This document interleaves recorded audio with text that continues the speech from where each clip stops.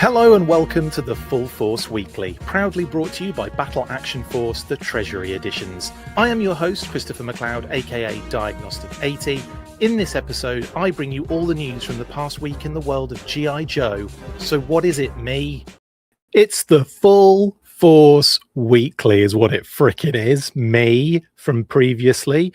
How is everyone doing? What a crazy day. What a crazy week we have had to get into. It is hopping. We have broken 100 slides today in the slideshow.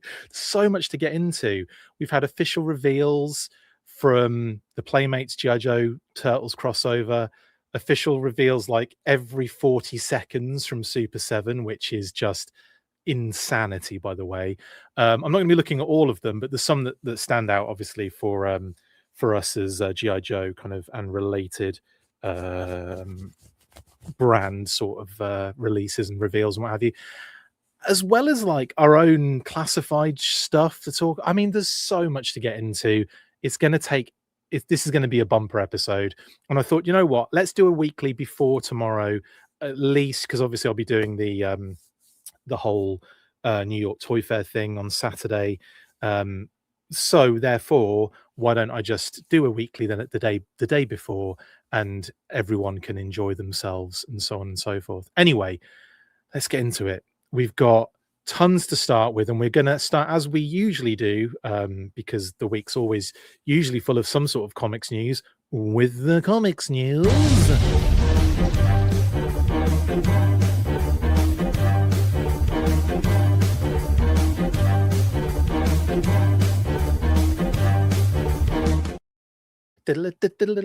Yeah, I bet you forgot there was comics news this week, what with all the other news that's been absolutely flinging at our eyeballs constantly.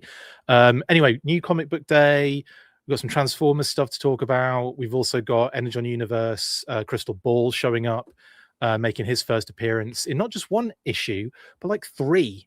It sounds like there's going to be an absolute arc going on with Crystal Ball and Diatech, which is pretty dope as well. But before we get into that, let's talk Transformers. So New Comic Book Day brought about some new Transformers stuff, if people are interested.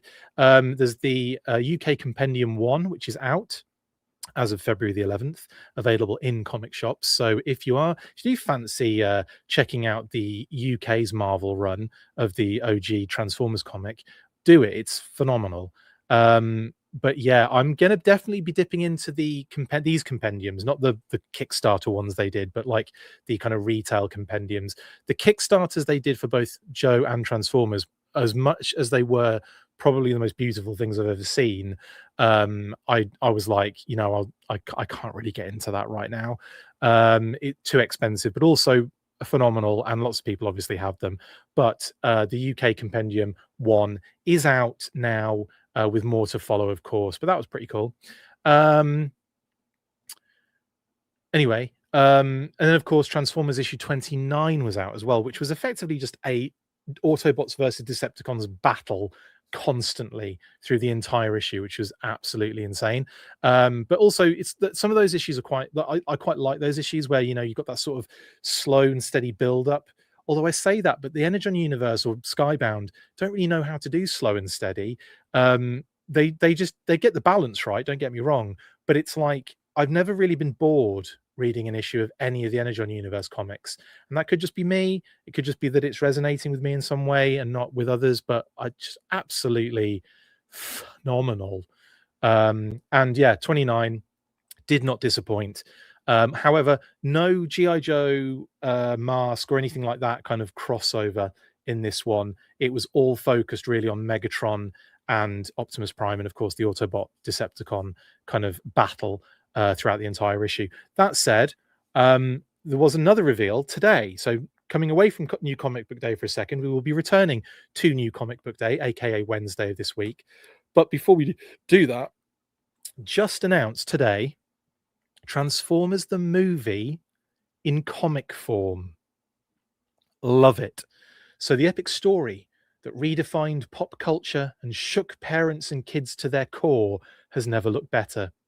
And this also, and sorry, this collection brings together both classic comic book adaptations, the Transformers the movie, 1 to 3 from Marvel, and the Transformers the animated movie 1 to 4 from IDW into one cinematic experience.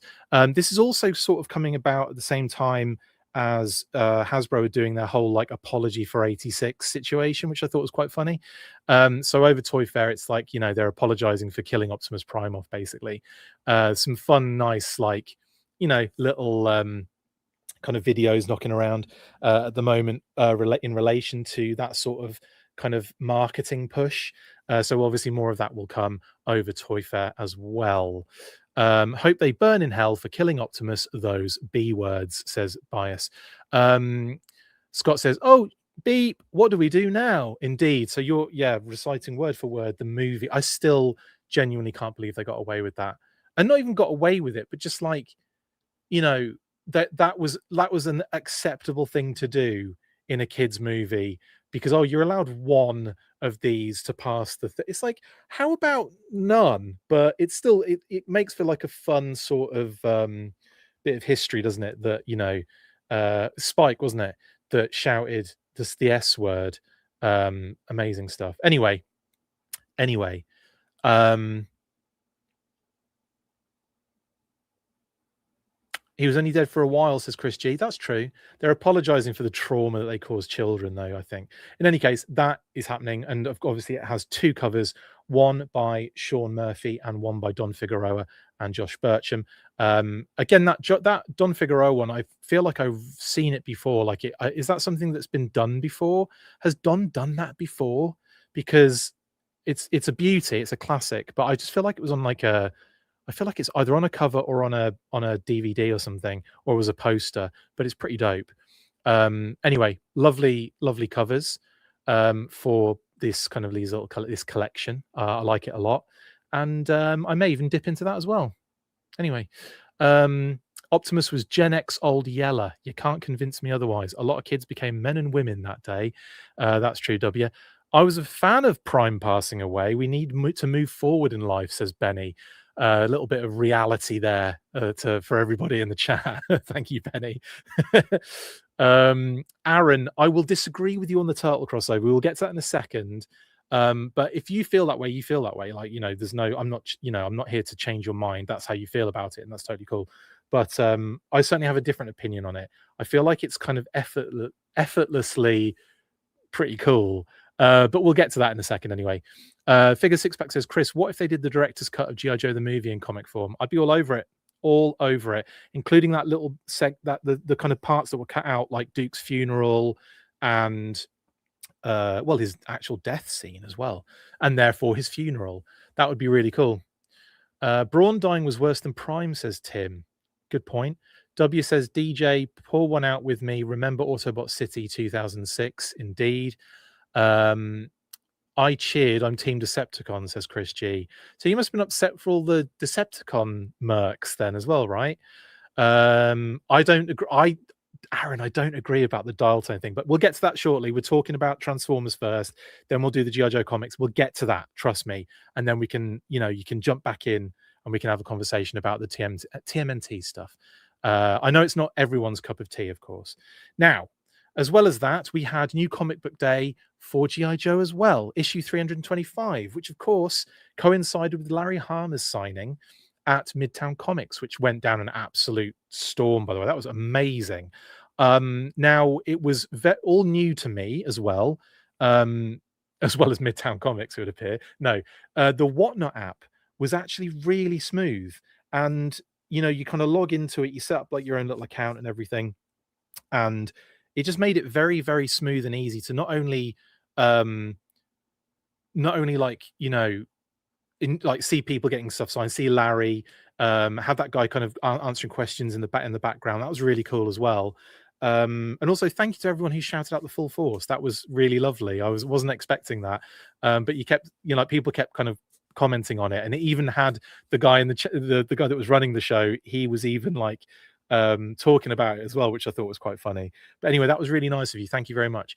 But it was great. And then obviously BMAC just like sauntering in, like, you know, just absolutely nonchalantly turns up, Hans, Larry, Dawn Moreno, and away we go. But we will get to that later as well. But anyway, issue 325 of G.I. Joe: A Real American Hero. I have a couple of things to talk about here, but I'm not going to take too much time with this because you can obviously check out and watch Talking Joe with Mark and Tim, who do real proper deep dives into each comic and really break it down and go into detail, and they're great. So I would just defer you to watch Talking Joe for any of the more deep and kind of interesting comic chat, whereas I just like to report on it, talk about the stuff I enjoy in it, and go from there. Now 325 was a really good solid issue. It was an anniversary issue, like the 25th issue of Skybound's A Real American Hero. So it feels like a little bit of a, you know, how would you call it? You know what I'm saying? It feels like a memorable sort of milestone is the word I'm looking for. So I get that. It was quite interesting to me though. Yes, it's a really good solid issue. It introduces new characters to the team, significant ones, not just like, you know, like a Cool Breeze that gets killed off like next issue, or a Mangler who gets killed off in issue. It's like the characters that you know are going to have a bit kind of, they're going to come back again in the same way that we've had Sherlock, Black Hat, who are coming soon, I believe, in one of the in one of the upcoming issues. We're going to be seeing those particular characters again. You know, there's been a lot of Molto's another one who's seen a lot of action already in the comics. So yeah, I think for many reasons it was interesting that they did introduce two new characters in this particular milestone issue, and you know, a really interesting standalone sort of storyline. Of course, the Joes are in like they're in that kind of Eastern Bloc of the G.I. Joe universe, and they're heading for Barovia. They've got like a team with them who are kind of like special forces for their region, and they are basically checking out and testing drone technology for use in the battlefield and all that kind of stuff. Obviously, they get immediately attacked by drones, and that requires them to sort of like exit the vehicle and shoot the drones down. Duke and downrange take them out in the end. RC runs out of he kind of like runs out of bullets or whatever. In any case, that then kind of like shifts into them getting to this installation that they're attempting to get to, where there's been sort of enemy activity and what have you. And then all kind of hell breaks loose. There's a sniper involved. They get pinned down. Tanks show up. It just, you know, it's one of those like, you know, balls to the wall sort of like action, sort of like standalone issues. In any case, like I said, I'm not going to go too much into detail with this, but what I will say about some of these sort of like elements, the fact that it's an anniversary issue, I was surprised they didn't do something more like in keeping with an anniversary issue.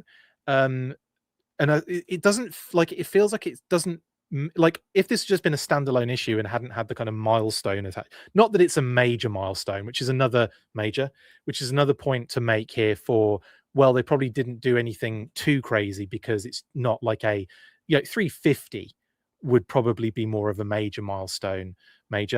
400 is going to be a mile, you know, that those are the kind of real milestones. When you're going up in 25s, it's not necessarily, I mean, it's an achievement, and it's amazing that we're at 325, let's face it.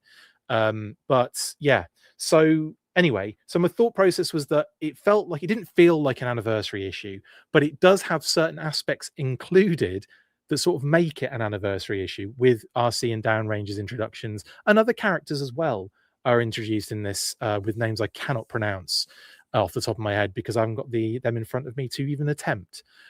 Is major milestone on the listings? No, Chris G, but that's hilarious. Raw Talk, Real Deal. From Marvel to IDW to Image, Skybound, the continuity Larry Hama has written is excellent and commendable. Agreed. Who is Major Miles Tone? I like all these guys. I like it.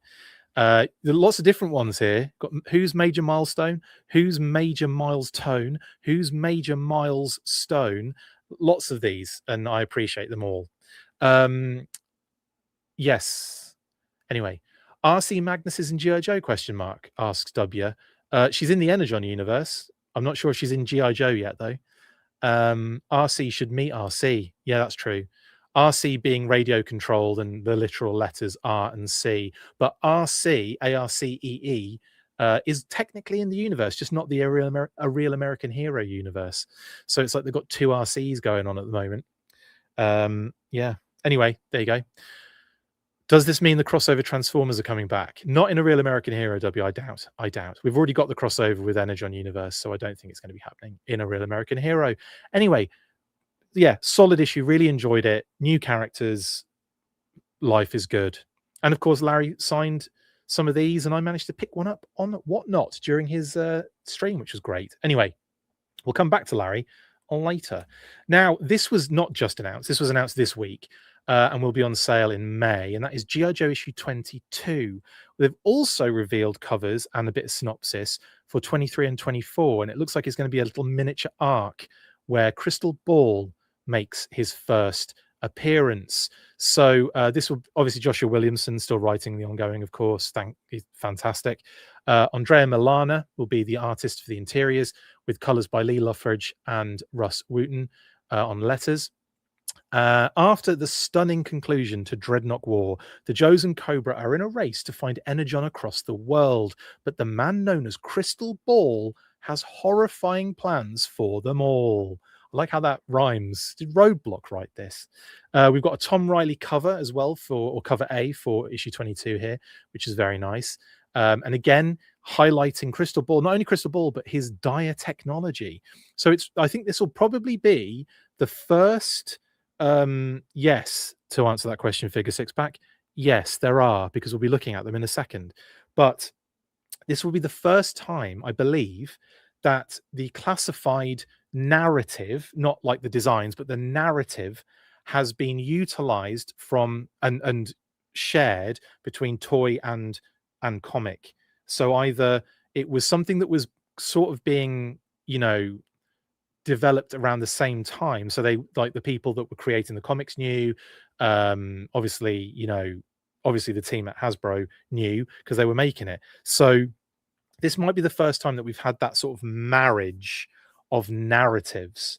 And when I say that, I mean we've had classified elements in the Energon universe, because it's been effectively, that's what the kind of designs have been kind of following. Your rock and rolls, your stalkers, yeah, pretty much everyone, apart from obviously the ones that we haven't had in action figure form, like Risk and Chameleon, and those kind of things. In any case, this might be the first time we've seen that sort of narrative crossover, which I think is amazing.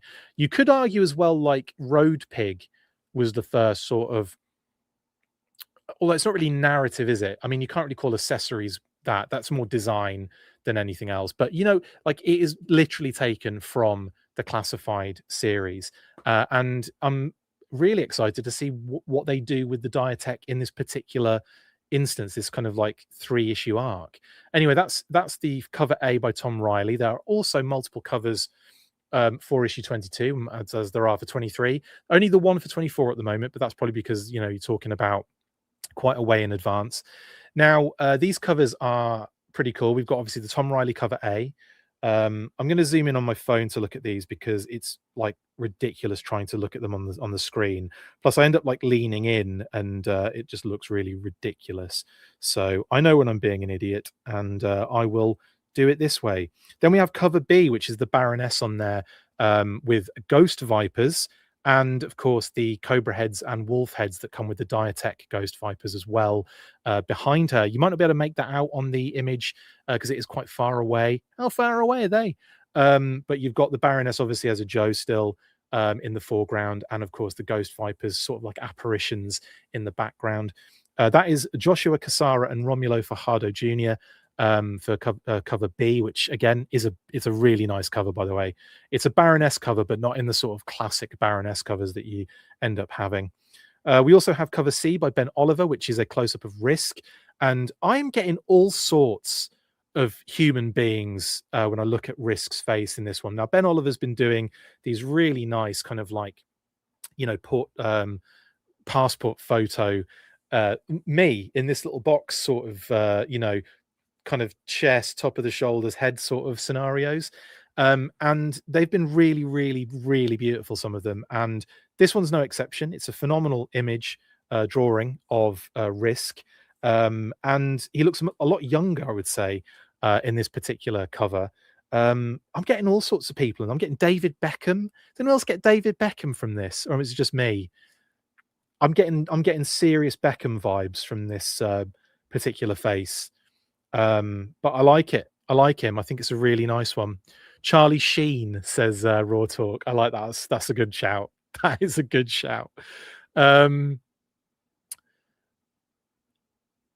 actually did an action figure shoot for Valentine's today. One of the figures I used is Road Pig because he has a thing for Zorana. W, nice one. I'll have to see those. Anyway, yeah, I really like this. I really like these Ben Oliver covers. I really do. And I this one is a beauty. I really like it. It's subtle, but again, new character in the series. I'd like to see Risk done as an action figure. It'd be an interesting one because he's effectively wearing a suit, isn't he? At the end of the day, but there's I don't know. I quite like that we don't really have that. Other than the bad guys like Zaymont Tomax in their suits, Cobra Commander in his sort of like suit when he's at the podium. We don't really have a lot of suits up in here, so I think it'd be a cool one to do. And also, you could sort of do like a helmeted or like a face covering version, so you could sort of troop build sort of like CIA agents or something. You could even technically use, maybe if they had the green shirt heads would be like, like would work with a body like that, would be cool. The only problem is you have obviously his hands, unless he was wearing gloves, that would be kind of cool too. Anyway, I'm getting way like tangent here, so let's move on to cover D, which is the Tonchi Zonjic cover, which is another beauty. And again, Risk is prominent in this 3-issue arc, so we're going to see a bit of development from Risk, which I'm excited for, because he's been in it, but he hasn't been any there hasn't been a lot of focus on him. There's that little fight he had with Duke. There's that sort of like, he's turned up in the moments when the team have been, needed, but he hasn't really been delved into, Kitty said. So I'm excited to see what they do with him. Now, on this Tonchi Zonjic, easy for me to say, cover D, we're getting more of the same kind of like style, where you've got the rifle, which acts as a sort of break to show the protagonist inside with the antagonists in the background. And in this case, we have a bunch of ghost vipers with all their different helmets and heads and stuff, which is really effective and really terrifying. I love the color on this one, that sort of Diatech green. And yeah, obviously Risk is there in that kind of shotgun silhouette, which is so nice. These covers again have been like absolutely beautiful. Some of them have been quite minimalist, and some of them have been absolutely sensational. And this is my favorite of Tonchi's so far. Like, it's absolutely stunning. Then of course we have cover E by Andrea Milana, who's going to be doing interiors, I believe, for these.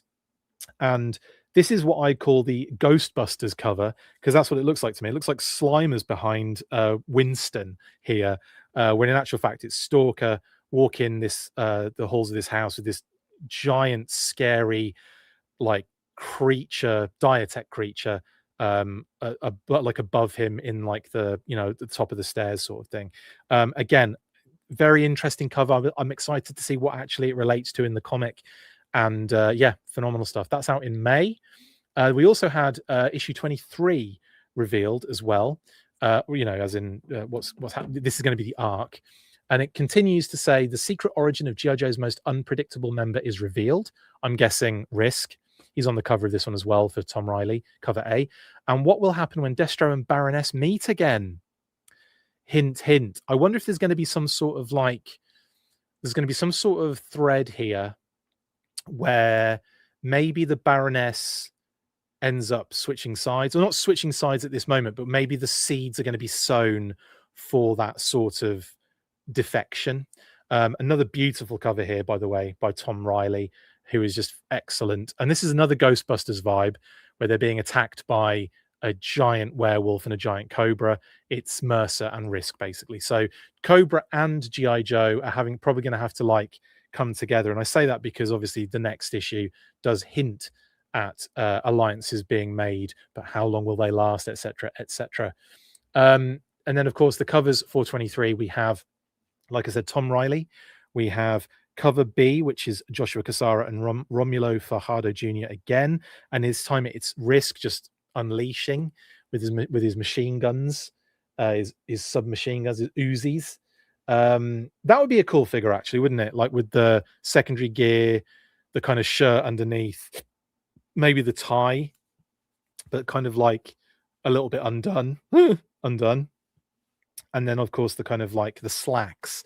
I think that'd be a kind of cool figure, actually, for Risk. If they did that like sleeveless, that'd be really dope.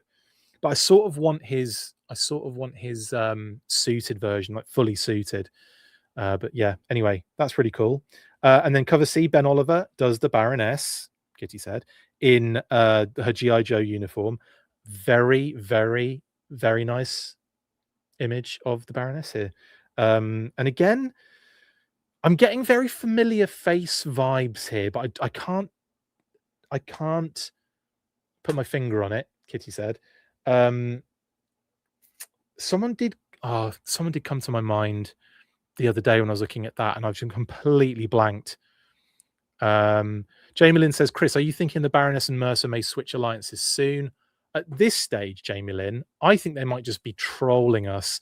And it's one of those things where the longer they keep it going, the more interesting it becomes, the more like, but also I think that the harder it becomes for them to defect to the other sides.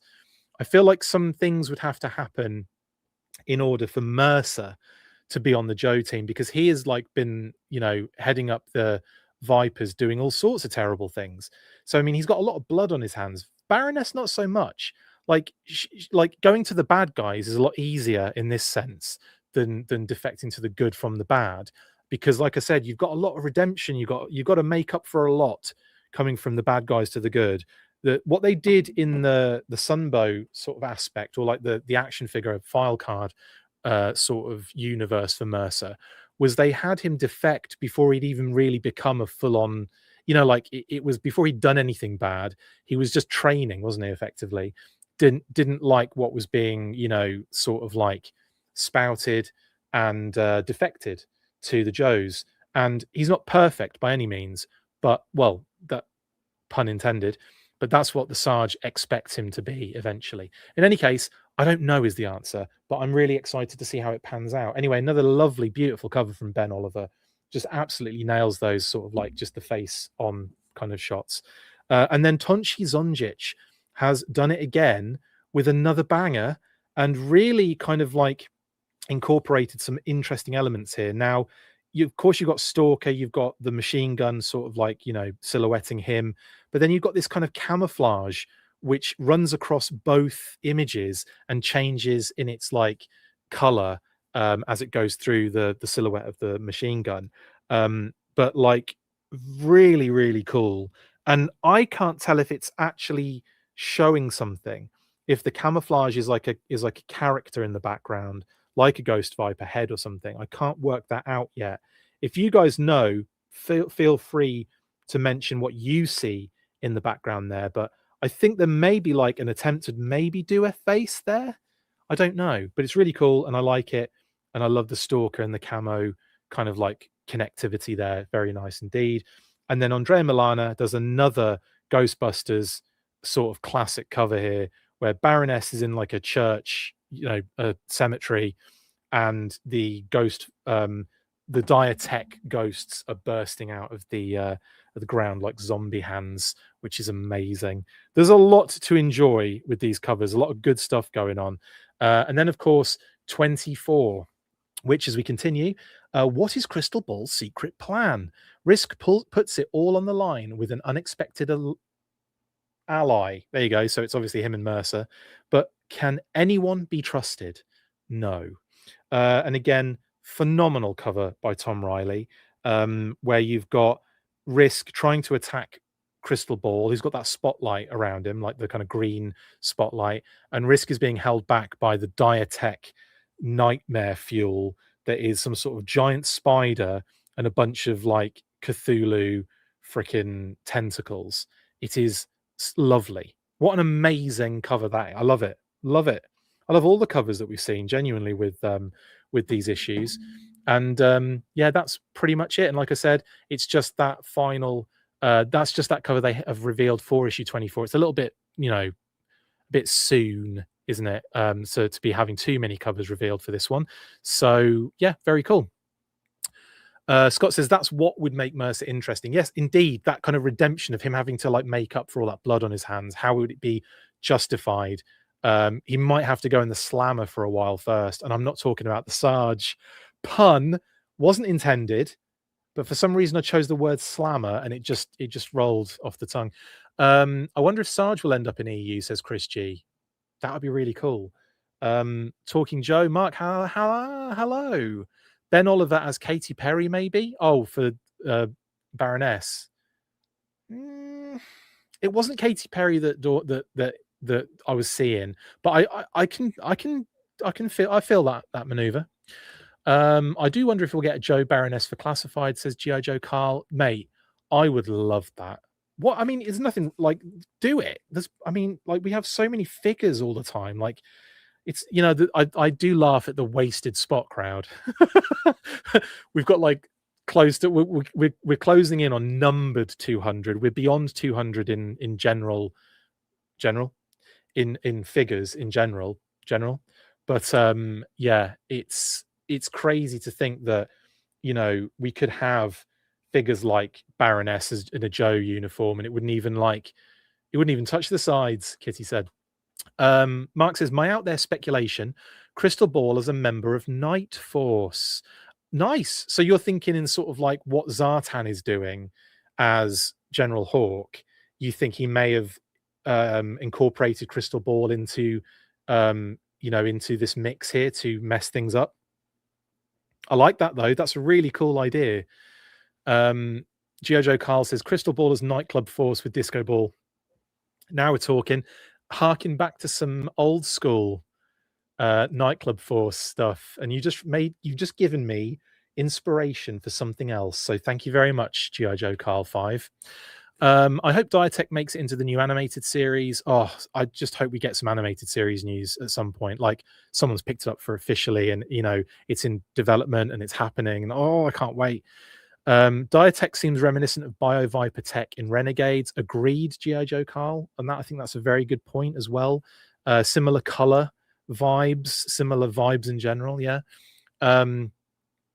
Monkey Wrench. I don't like spiders. Yeah, he doesn't like spiders at all, does he?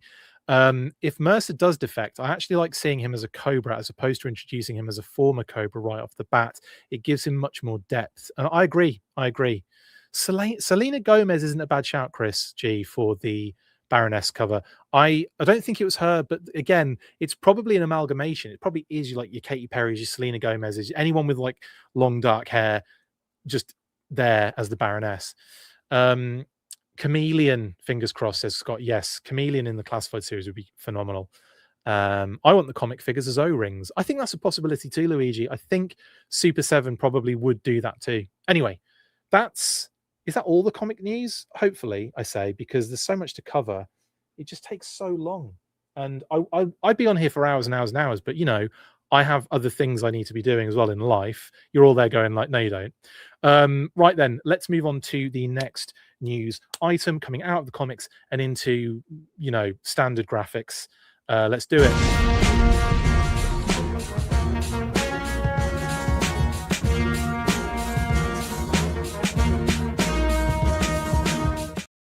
Yo, I know it was only half an hour. Can't be all comics news, indeed, Scott. Now, Crimson Moon. Yes, the Order of the Crimson Moon. Big Bad Toy Store, and of course, obviously in related, obviously, Big Bad Workshop, and Gridiron Studios and Fresh Monkey Fiction to get everyone who's involved in mentioned. have dropped some more promo picks, and of course, obviously the pre-orders for. I say, but the like all the pre-orders are up on BBTS right now for all of the sort of Crimson Moon 6-inch kind of related stuff, which is, I've got to say, I am so blown away by how good it all looks.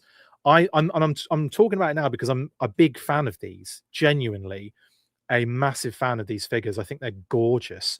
And of course, we've got Count Iron Moon and the Exterminator, not the Terminator, but the Terminator. Count Iron Moon, then obviously heavily insinuates the existence of Baron Ironblood. And of course, you've got the head there, which you could utilize for another particular character. But you know what I'm saying. They've definitely got their toe dipping in the Palatoy Red Shadows sort of pool of inspiration. Sorry, I ate beforehand, and therefore I'm like just burping the entire episode. Sorry. They've given him this sort of like cool electricity whip, which is an interesting addition because it's sort of like homages a club release from many moons ago. I can't remember the exact thing now. I just know it's a little homage to that. Like, it's not something that's that's necessarily related to, let's say, Baron Ironblood, but it's something that obviously we've seen in the past as a sort of homage from the club many Crimson Moons ago, indeed, Chris G.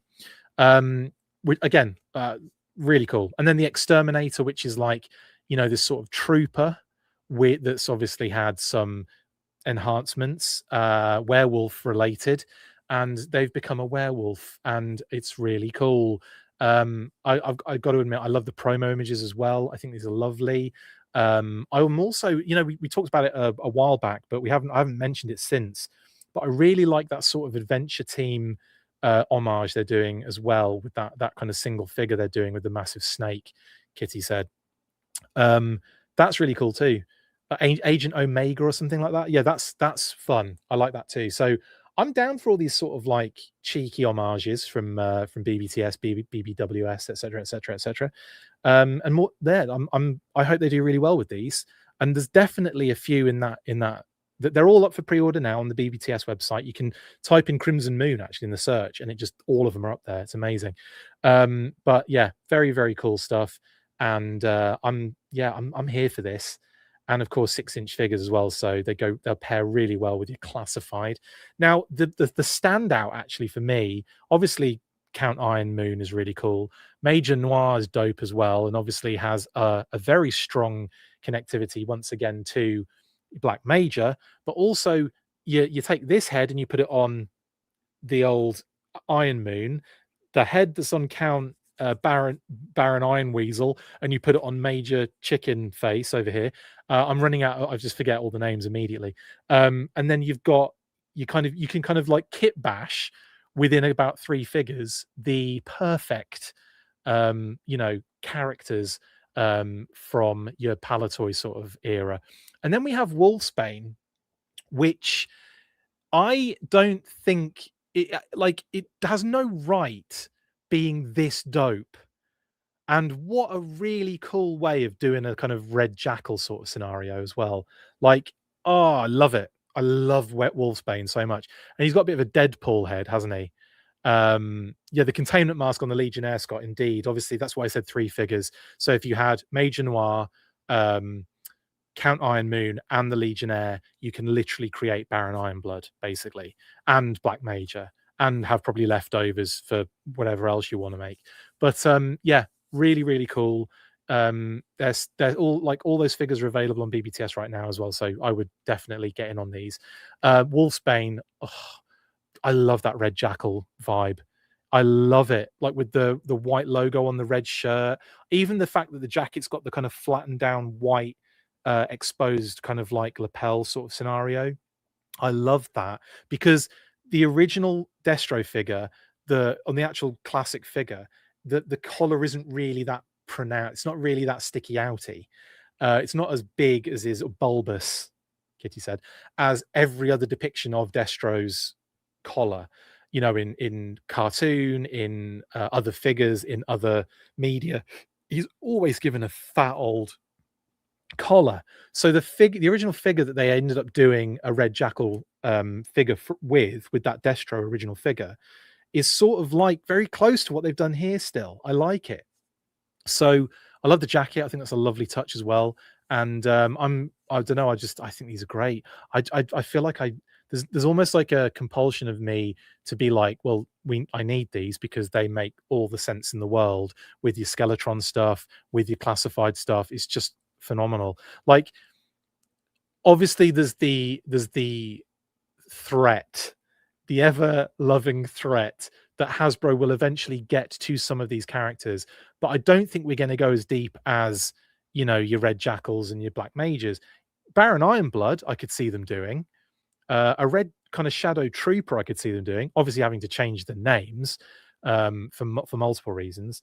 But yeah, I mean, like I think there's a possibility that it's always there, and I think the reason it hasn't been done already is probably because companies have been doing this. But also, it's that thing of like, but I quite like the fact that they're doing them because they're doing them so well. I mean, these figures are gorgeous, absolutely stunning. I'm again, like I said, I'm a big fan of them. I've seen the first lot of figures that they did in this sort of style, and in hand, and they're absolutely bloody phenomenal. Anyway, happy Valentine's Day for everyone tomorrow as well, by the way. I know it's not quite, I mean, I'll be saying it tomorrow when I'm on live stream. I'm not going to do any red graphics or anything, but because it's going to be it's going to be too toy fairy, isn't it? Everything's going to be toy fairy and news bursty. Anyway, that is the Order of the Crimson Moon, new promo images and obviously pre-orders up on BBTS right now. Get involved because these are freaking amazing. Next.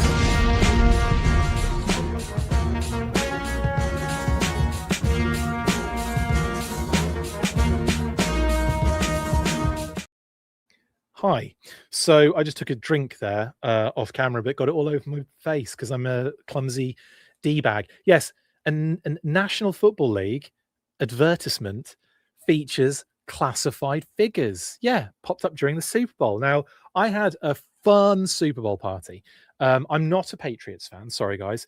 I'm a Bears fan by trade, right? So for me, it was like a neutral Super Bowl, but I went to a Super Bowl party with neighbours nearby, friends of ours just down the road from us, literally like 2 houses away. So it wasn't a difficult journey. I walked there and watched the Super Bowl with our neighbours. It was a lot of fun. They had Patriots fans round. My neighbour's a Green Bay Packers fan, which made it even funnier because he's a Green Bay fan, I'm a Bears fan, and there were Patriots fans watching the Super Bowl. So it was a right mix, but it was really enjoyable. Had a great time, had a lot of fun. Kind of just in general, just having, eating lovely food and hanging out with friends. It was great. And obviously, I wore my Bazooka jersey that's the only thing I could really rock for this particular Super Bowl. And for that moment, I was a Patriots fan to some degree, but it was really just because it gave me an excuse to rock my Bazooka jersey, really. Do you know what I'm saying? Now, obviously, this technically is a Patriots jersey. It's is it a Grogan jersey, isn't it? That Bazooka effectively wears. But I got this one from, I think it was 80s tees, but I can't remember now off the top of my head. But I remember when this came out first, and I was like, "Oh, I've got to get that." One, because it just makes for a very easy cosplay if you ever do any sort of like Joe cons or whatever. But yeah, I love it. I think it's so much fun, that jersey, and I get a lot of enjoyment wearing it. It's even got the little Bazooka file card in the bottom left of the actual jersey. It's really, really cool. Anyway, um, sorry if I'm missing loads of comments in at the moment. Sorry, guys. I'll get through this as quickly as possible. Anyway, during the Super Bowl, now imagine I'm surrounded by people who are not GI Joe fans. They don't know the first thing about what GI Joe is all about in terms of the way I know it. They are aware that I do a show and a podcast and everything. And I think our neighbor has actually checked it out once and messaged me to say, this is so surreal, but also really good. So they really enjoyed it. I doubt they watch anymore. If they are watching, hi guys. I doubt it though. But anyway, during the Super Bowl, an ad pops up for the NFL about coaches. and it's this kid in his bedroom. And you know, immediately when this commercial came on, I had a weird feeling because not like that, but because you know, you had like a kid with all the toys in his bedroom, right? Immediately, my attention, my focus goes to this because I'm thinking there are going to be toys in the background, and I'm almost certain we are going to see something. I just feel like it's going to happen. Like I was drawn in. Are you a Patriot fan? No, I'm a Bears fan. Hits me. Um, Oh, and I didn't crawl back. I walked back. I don't drink, but I was full of food, so I walked slowly back in more of a content, kind of full of food sort of way. But no, I don't consume alcohol, people. So I can't. Yeah, I can't be. You know, tripping over myself walking back like I'm coming back from the pub, like it's the 80s. Anyway, yeah, this commercial comes on, and I'm like, I'm drawn. I'm like, I'm here. I know something's going to happen. I've already seen an Optimus Prime. Like I've noticed an Optimus Prime. There's gonna be toys in this video, and lo and behold, bosh on screen. I'm like, did I just see Cobra Commander? Did I just see Scarlet? And like, there's another one that I haven't got on screen at the moment. I may throw it up on the next. I may throw it up on the next like episode. But I did take a bunch of screenshots where I thought there were Joes in it, and it looks like Snake Eyes. So there might be a Snake Eyes in there as well, but it's hard to make out because it's black on black and it's very dimly lit, so it's not very clear. But I was thinking this could be a Snake Eyes figure in here as well. But clearly, Cobra Commander and Scarlet were there, which was really interesting and cool. That led me to then obviously find the commercial when I got back and post about it. And then shortly after that, Mattel, Hasbro, they were all sharing and posting this video because it was obviously in collaboration with them to show off these toys in the background, which was like really cool. I was like, oh, so much fun. Anyway, so I really enjoyed that, and I love that. I really love that sort of surprise moment that I had. I didn't say anything while I was there because like I didn't even want to get into it, you know, like the explanation. I've already explained my jersey to them, which I got like I was like, oh, that's cool, but then like they didn't know what I'm talking about. But anyway, yeah, there was definitely my berries were buzzing. Hits me, yeah, my spidey senses, my berries were buzzing when I saw the toys in that bedroom, and I was like, okay, let's lock in because this is going to be important. This is going to be important later. There's going to be a pop quiz later, isn't there? And there was, and I was really happy that I managed to catch it, screenshot it, and put it up on the socials as well. And I like it. It's one of those things where you kind of like you think you've found something, you think you've uncovered something. No, it was there on purpose. They know what they're doing. They know how to attack us. They know how to draw us in, and they certainly did that. Anyway, I really enjoyed the whole process, the whole situation. Halftime show was incredible.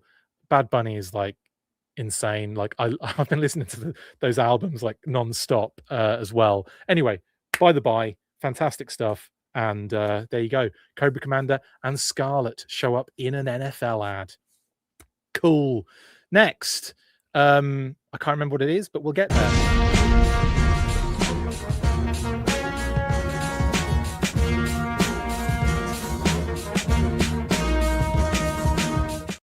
Just a quickie, Heroscape have posted the Baroness bio and art again, like they have done with all their other elements that are coming in Heroscape very soon. This is the Strike Forces Army expansion that obviously the Baroness features in, and here she is hiding behind some sandbags. You can actually like completely recreate this if you have a couple of modular fortifications. Because they obviously come with sandbags, don't they? And yeah, and so you can have the classic Baroness from like the coil cycle years behind two of those sandbags if you want. Actually, she's more of the retro version, I think, isn't she? No, she's got the gold. The gold's in there. It's all good. Anyway, just a quickie to say that Heroscape is coming soon, of course. And there you have it. The Baroness bio and art is available to check out on the Renegade Game Studio website. Go do it now. In fact, go on their socials if you're interested, and you'll be able to see all of the art that they have for the Heroscape game. and all of the bios for all of those particular things as well. And we've got to be coming to the end of that soon, although there are a lot of characters involved in this Heroscape game. In any case, just a quickie, just a quick kick. So yeah. Sorry, what were you saying in the comments there? May have to cut one of the sandbag stacks in half. I don't know, just turn it round and it sort of makes sense. I feel like you know, you don't have to get too exact with it, Scott. And I mean exacto knife with it. You can just enjoy it. Huntress says, I can go the rest of my life without hearing anyone say my berries were buzzing. Too late, just happened again. Anyway, a little quickie, and then the next one might be a quickie as well, but we're getting through it, aren't we? So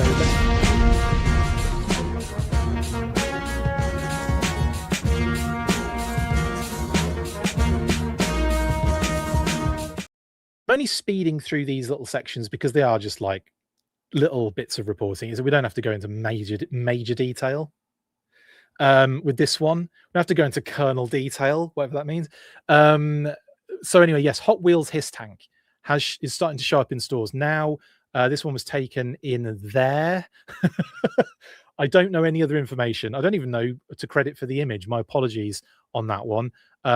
If you watch this and you see this pop up, let me know in the comments, and I will credit you on the original social post, and I will also credit in a future episode as well. So my apologies, but it's showing up in stores, so that's great. So excited, right? Yeah, cool.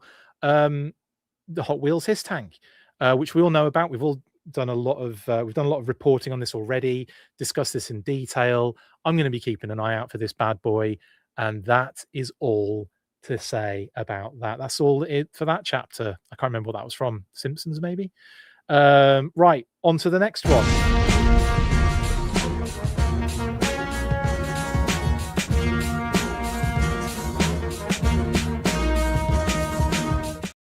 Yep, and it's really so I can spend a lot more time on this, and of course the Super 7 stuff, which has been very active today. It's crazy. Right, let's get into TMNT X G.I. Joe. Now Gizmodo reported on the new collaboration officially today, and obviously images have been posted up by Playmates regarding the kind of like the card render artwork sort of stuff, and of course images of the actual figures themselves were shared by Gizmodo for the figures they're going to be doing, and one of the two vehicles, although we kind of know what the other one is. So anyway, yeah, so anyway, let's go through these. Now, these are the images of the kind of good guys, and it's Teenage Mutant Ninja Turtles X G.I. Joe, a real reptilian hero. Love that. Love. No notes, zero notes. Except it could have been Teenage Mutant Hero Turtles, couldn't it? JK. We found Chris's perfect ore striker, says Scott. Yes, you freaking well have. We're going to be talking about that bad boy. Anyway, we've got Roadblock Raph, Snake Eyes Leo, Shipwreck Mikey, Dial Tone Donnie, and April O'Neil Scarlet. I think, like, again, I know some people have sort of been a little bit sort of like, oh, it's a bit, I don't like this, it's not really for me or whatever. I think this is one of the best crossovers I've seen so far. I thought I did think the Transformers Masters of the Universe one was really hard work. Like I couldn't quite get my head around it, what I was looking at. It didn't make sense. With this, he does come with the pigeon, Childish. Don't worry, we'll be looking at the pigeon shortly because it's on the artwork. Spoiler alert: he gets the pigeon. Don't you worry. But like, I feel like these work for me, and I was always of the mindset of I talked about this with, I think, like Adam Riches and some of the other guys in the kind of Full Force kind of team, and I remember speaking to Adam about this and kind of saying, you know, G.I. Joe and Turtles are probably the only crossover that doesn't really lend itself to each other that well. How wrong I was, because when I'm seeing them, I'm kind of like, this works. It just works for me. And I don't know, like I felt like I had Aaron, speaking of Aaron, who had that comment earlier in the episode. Sorry, Aaron, to call you out, but you had said that you think it felt forced. If you'd have told me this was happening before I saw it, I would have said, oh, that's a bit forced, or it feels forced. I would have agreed with full forced maybe. but I think seeing it changed my mind completely. The execution of these figures as the characters in both areas and both brands just made me kind of go, "No, this is rad." And I was definitely on board when the leaked images came out from the pitch deck, but I am more on board now. More on board. More who you calling a moron? Bored? And who's bored? Ninja Force, says Chucky Tinderbin. Amazing. In any case, um, oh, hi, Diana, in the chat. I see you. Beyond that, it's at least well done in terms of toys. Have we already made kind of grody noises about Snake Eyes being a turtle and Scarlet being the very human April O'Hara? I don't think they're going to be doing that sort of situation. I think they're probably saving, or they probably would have had a Duke for that scenario, because I don't think they would have been combining Snake Eyes and Scarlet in the same way that we do in the other brand. But yeah, there's that one of those things of I think you don't think too deeply about the kind of too many of the details. That's where it starts falling apart. But yeah, definitely, I think there'd be a Duke character, I think, for Scarlet April, but and that would probably be Casey Jones, right? But I don't think we're going to get anywhere near a second wave. So yeah, so I think this is probably what we're going to get for the year with it. But it's not a bad it's not a bad little collection, is it? At the end of the day, you get the main cast with with Splinter, Casey, and let's say as well the foot soldiers. Um, you know, that's probably the stretch of the core characters. Everything else is covered, so I think they've done enough here for it to be like a nice little fun little crossover, a one and done scenario, and then maybe maybe they return to it in the future. Maybe another. Obviously, Playmates can't do it, but Mattel might return to this in the future to do something of similar kind of style. I think Foot Soldier Bats is a great shout, right? Foot Soldier Bats. I think Casey as either Duke or Chuckles. I think Chuckles is a better kind of style for Casey, but Duke would make a lot more sense with this whole iconic character kind of situation that they tend to like battle with. And then yes, excuse me, Aaron. Baxter Stockman as Mindbender is the perfect marriage, in my opinion. A lot of people I saw were saying Mindbender should have been Krang, but I'm like, nah, that doesn't work for me. Beachhead Casey, says Aaron. That's a really good shout. That's a really good shout. Thing is, like these all make good sense, and there's loads of good options to be done with a wave two.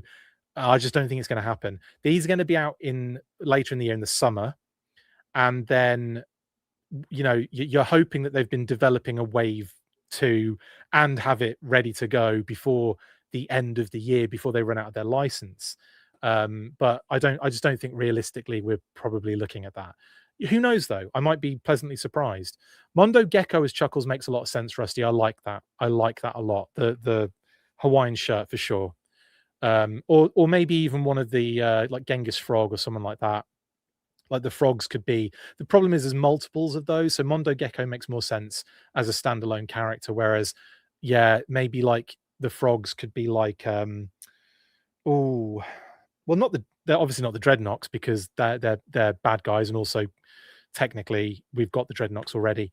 But yeah, that would be a difficult one to work out. Splinter Hawk, Aaron, is a good question mark. Someone said to me the other day, said to me all day actually, Tunnel Rat, Splinter, but I don't see the obviously the connectivity for multiple reasons is there, but the idea of their characters don't quite merge. But yeah, Splinter and Hawk, Splinter Duke would be funny though, wouldn't it? Then the problem would continue there, Diana, with Scarlet and Splinter as Duke. That'd be so funny and gross. Anyway, Spirit Splinter. Now you're talking, Raw Talk. Now you are talking. Well, we've already got Storm Shadow Raw Talk Real Deal. Yeah, we've already got Storm Shadow. Let's move on to the bad guys. Well, actually, yeah. So we've talked about these now. It's all good. And I think these characters work really well with all of them. I think Snake Eyes is a great character to go with Leo, who is a very popular one of the brothers. I think Raphael and Roblox is really fun and interesting. Obviously, like Raph is more of a hothead, but they're making, like obviously he's always a bit of a big bruiser, Raph, now in like not in the original and not like sort of the OG sort of style, but like going forward, whenever there's been a different sort of version of the Turtles, they've always made him like bigger and more kind of just a huge dude. So I think Roblox works nicely for him. Rock and Roll or maybe Gung Ho I think would have worked for Raph as well, but Roblox Raphael I think goes really well together. Mikey as Shipwreck is a marriage made in heaven, if not for anything, for those wicked anchor nunchucks that he's got. I mean, that's the best part of this entire crossover is the weapon that has been created by merging Shipwreck's anchors with Mikey's nunchucks. Just absolutely inspired move. And then, speaking of inspired moves, Dial Tone and Donnie is perfection as character crossovers here. They've even given him his tash. Love it. So yeah, again, like Dial Tone, Donatello, they work really well as just from a names perspective. Don't have to change the D on his belt. Mikey had to change. Well, he's still got the M, so it's not Shipwreck, and Leo's got L, not Snake Eyes. So, but Raph does have Roblox. Raph and Roblox are the same, so that works. But I think Donatello and Dial Tone is perfect. No notes to me on this one, none. And then I've seen a lot of people talk about April would have been really good as, Lady J, for example, as the yellow Canary Ann kind of situation, and the fact that she has a camcorder as an accessory. But I do like what has ended up happening here with a more iconic Scarlet, to be fair. And I come from the UK where Lady J was way more of a main character than Scarlet was, believe that or not. But yeah, but I love the fact they've just made her crossbow camera. It's just right. It's in keeping with the Turtles brand, in my opinion. Those silly little kind of things they would do with the accessories for the toys, call them funny names. I love all that stuff. But yeah, crossbow camera is sick, and she comes with it. Kitty said, and also like I just like how she looks with the yellow, and I just think it's really good. I'm a fan of them doing Scarlet with April O'Neil. Cover Girl is a good shout as well, as sort of like covering the news. I like that too. Scoop as April. There's another two-handed axe. Genius, actually, that. Actual genius. That's actually genius. Because Scoop's yellow as well. That's actually genius. I can't argue with that. Bit of a gender swap situation, but again, I think that works really well. Okay, as a nerdy GI Joe fan, that works. For this sort of commercial, casual, fantastic situation, I think April as Scarlet is going to have more gravitas than April as Scoop. But in terms of crossing over and being very true to characterization, I love that Scoop as April O'Neil. I think that's fantastic. Anyway, it's not. I know it's not, but you know what I'm saying. Right then, Rat King as Crocmaster. I did see someone say Rat King as Zartan earlier as well. Sorry, whoever that was. Rusty Steenstead, Rat King as Crocmaster, but someone else said Rat King as Zartan like an hour ago. White, it was you, White. Thank you. Anyway, Irma as Cover Girl is epic, says Same Time Toys. Love it. I love that because Irma's such like a kind of like the classic trope of like glasses and frumpy and everything, and then for her to be like Cover Girl would be absolutely phenomenal. And Irma's great as well. I love her as a character, so yeah, that would be really fun. Vernon as Hector Ramirez. Okay, now we're getting me too excited for this stuff. It's all just Zartan, says Hits Me on Surprise. Right, then we have the bad guys. Of course, we did say that it looked like Bebop was Ripper, and that is the case. He is Ripper, and my God, what a figure! He looks amazing. Like the gear he's rocking, the tattoo on the belly, the jaws of death, as I like to call them. Just everything about that figure is phenomenal, man. The sculpt, next level. Love it.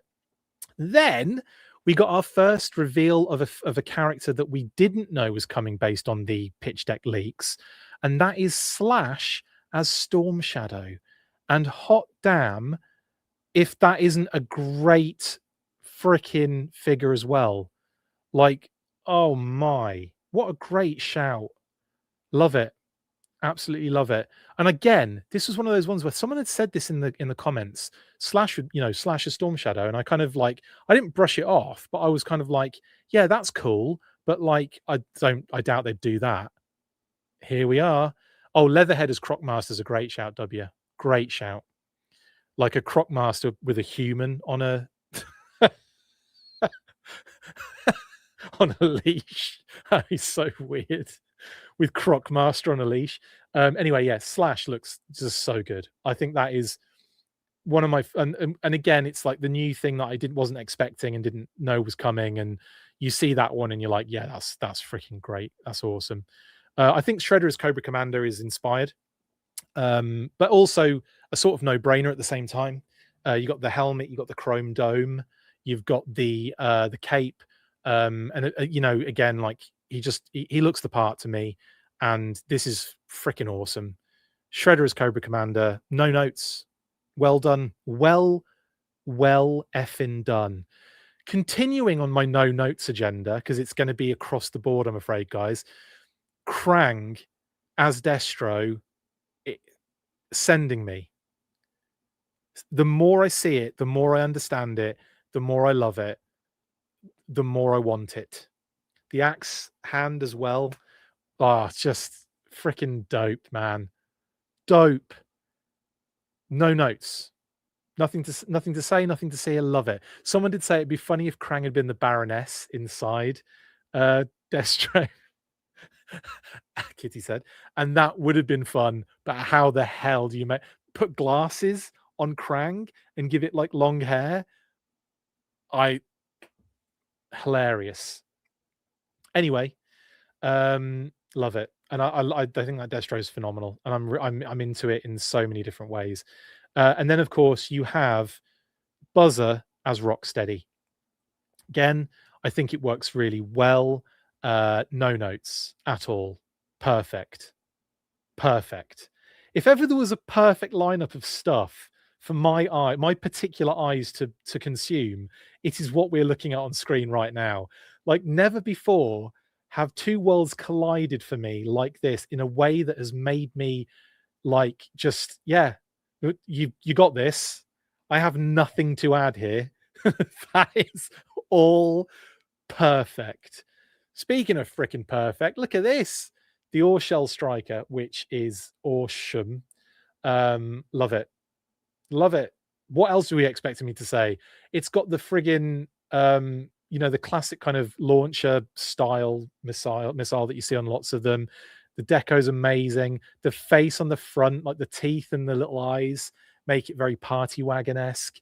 Of course, you still got the G.I. Joe deco on there. You got the pizza flag on one of the antennae. This is just like, guys, I'm sorry. This is all going to be collected. I'm breaking the classified rule here. This is going to be one of those collections that I think Kate and I Kate and I have been talking about this all day, how much we love it, how much we think it's awesome. Like she's a huge Krang fan as well. So obviously that Destro Krang is absolutely sending her. So yeah, this is amazing stuff. Anyway, someone even said they wanted there was a missed opportunity. Someone mentioned to me, I think it was Guillermo. Was it Guillermo? Someone mentioned this to me. I've had so many messages today. Sorry guys if I'm not accrediting people the correct way. But yeah, it's funny, there was a missed opportunity. They didn't make the Ore Striker transform to have a Transformers Turtles G.I. Joe crossover. And I mean, yeah, come on. At some point you have to just relax on the crossovers here, but this is great. This is so good. Anyway, Oh, your missile should have been a boxing glove. We get the boxing gloves, don't you worry, on the helicopter, which we'll talk about now. Now, in the information that Gizmodo shared, they didn't show the image of the helicopter. That was it, the turtle fly copter, or whatever it's called. Yeah, the fly copter. They just mentioned it, but they didn't mention the ram cycle. So I'm just going to go on the assumption that the ram cycle didn't make it.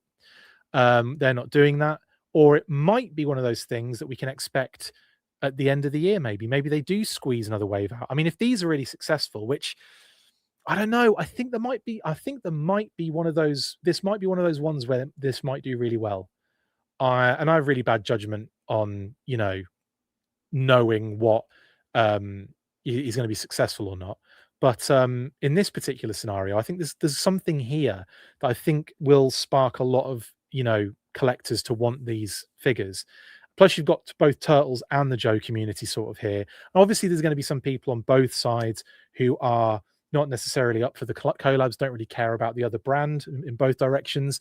But there's certainly definitely some sort of fan crossover here as well. I mean, I'm perfect example of that. Chris loses half the battle, indeed. Hits Me says, "Here lies Diagnostic 80. He was born, he saw the G.I. Joe Turtles, and he is now in heaven. Play in peace, brother." Exactly. That's what it feels like. Now, like I said, the Gizmodo article says there are going to be two vehicles, the Flycopter and the Ore Shell Striker. So the Ore Shell Striker is been shown. This is the fly helicopter, which was leaked in that pitch deck a while back.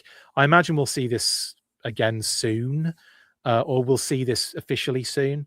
And then the other thing, like I said before, and there you punching your boxing glove missiles.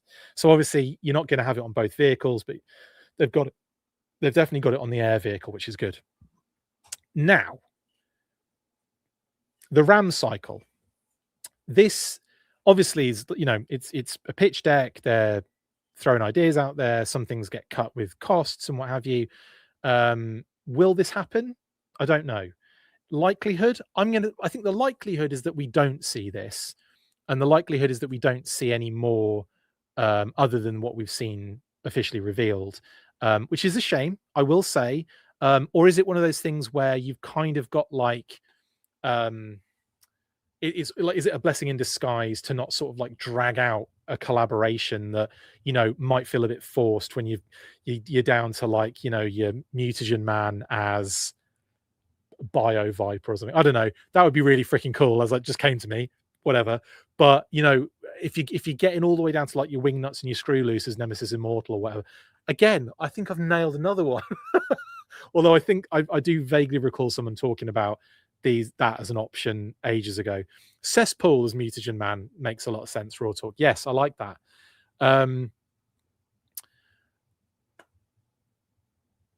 Yeah, so we're not getting the ram cycle, it looks like. Yeah, April, from the sounds of things, is going to be offered as a figure, an individual figure. She's not going to be part of the Ore Shell Striker, which was originally sort of like mocked up in the background there, as you can see in that image. The other one doesn't have doesn't have like a figure with it. It's just a helicopter on its own. So there was a lot of expectation that April would come with the Ore Striker, but that doesn't look like that's happening. It looks like she's going to be separate, or at least we know that that's what we're getting. So maybe she does come with the Ore Striker. Who knows? We'll know soon enough. Eventually, we'll find out. But the RAM cycle is not technically getting done. So there you go. And like I said, unless there's some sort of Hail Mary at the end of the year and they go out with a bang with like a wave 2 or something. I don't know. Anyway, that is that. And I believe oh no, it's not the end. We've got the beautiful artwork to look at. So Playmates posted these as well. Snake Eyes Leo with the greeny green, the white, yellowy green and green explosion background, which again is a lovely touch. Again, I doing the whole Hector Greedo homage, but making it Turtles. I'm all over this. What would have been really cool is if it was like a shell shape in the background, like exploding. That would have been cool, wouldn't it? It wouldn't have made any sense, but I'm not here to make sense. Shipwreck and Mikey, and as you can see, there be the pigeon he comes with. So Mikey's animal companion, Pigeon Pete. It could be. Well, again, we'll have to wait till the packaging comes out or more official information. But yeah, Mikey definitely comes, Kitty said, with a pigeon. Don't we all?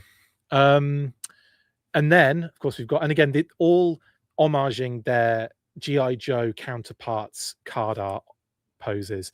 So you've got Leo with the point for version 2, Snake Eyes. You got obviously Shipwreck doing his thing as he does on his card art. And then, of course, you've got Roadblock Raph, which again it looks like his heavy machine gun fires shurikens, doesn't it? That's so sick. That's so good. Even the ammo belt shurikens, isn't it? Absolutely phenomenal stuff. And he comes with a helmet too, so a removable helmet, so he can have helmet or non-helmet. And we know that because obviously we've seen the other figure image here with his helmet on. Brilliant. I wonder if that visor's removable on Leo as well, because it looks removable on the figure. It looks like all the hats are removable. Maybe the beret's removable as well on Dial Tone. Again, brilliant, just like Dial Tone's artwork. Which Roadblock artwork is that homaging? Is it the first version? Bear with me. I can't recall. Too much information in my brain. Yeah, sort of. Same sort of direction. Same sort of leg shape. Yeah, it's the first. The arms are slightly different, and obviously he's holding a different weapon, so obviously it kind of changes it up a little bit, because he's sort of holding on his original pose, isn't he? He's holding the Mardeus, which is a different weapon entirely. So yeah, obviously it's not a shuriken launcher, 3-barreled shuriken launcher with like different handles and all sorts of stuff. But in any case, it's sort of semi Roadblock there. But that is definitely Dial Tone artwork. I love it. With his like giant wrench, which is sort of like the bow staff. I don't know. I'm here for it. Here for it. Missed opportunity to include Splinter with Leo to have a Timber for the card art. Scott, Timber could have been Splinter. That would have been so good. That would have been so good, actually, Scott. I like that idea. Anyway, lovely stuff. Bad Wolf says, I wonder if these are closer to ready than people might think. If only there was someone that could tell us if they're on hand at Toy Fair this weekend. I will do my best to see if they've got any in hand, of these at Playmates. But like I said, I imagine that they could be far along, but they're not going to be available until the summer. So that kind of pushes things along a little bit. If there is a wave 2, it would have to come pretty soon afterwards. And I'm hoping there is. Trust me, I'm hoping there's more of these. Even if anything, just to fill out some of those gaps, like your Splinters, your Foot Soldiers, your Baxters, your Caseys, just to kind of fill those gaps. Who's fill those gaps? So there you go, lovely stuff. And continuing on, we then have, of course, Scarlet April. Again, just like Scarlet's artwork pose, with a bit of April sprinkled in there, of course. And of course, Cobra Commander's classic pose from his carded figure for Shredder as well. These look so good, by the way. So good. Oh, man, these figures are going to be wicked, aren't they? I don't recall if they said in the article. I have opened the article so many frigging times, and for some reason killed it in my Safari on my phone each time, and I don't know why, because I keep needing to go back to it or share it or send it to somebody. Oh, where is it? Where's it gone now? I suppose a bunch of new stories have pushed it down a little bit.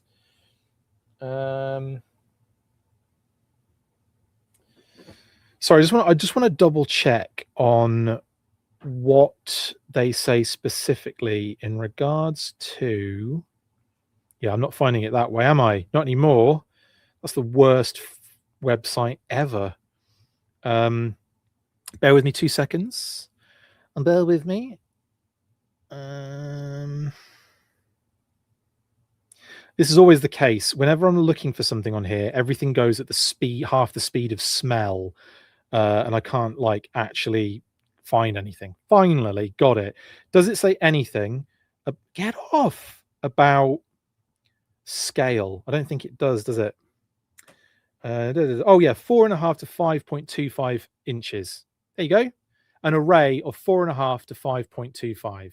So obviously, yeah, some are shorter and some are bigger. So there you go. There you go. Brilliant stuff. And then of course we've got the Buzzer and Ripper, Rocksteady and Bebop. These are great as well, by the way. Like just beautiful pieces of art right here. Absolutely phenomenal. And then to top it all off, last but not least, just get that in your eyes though first.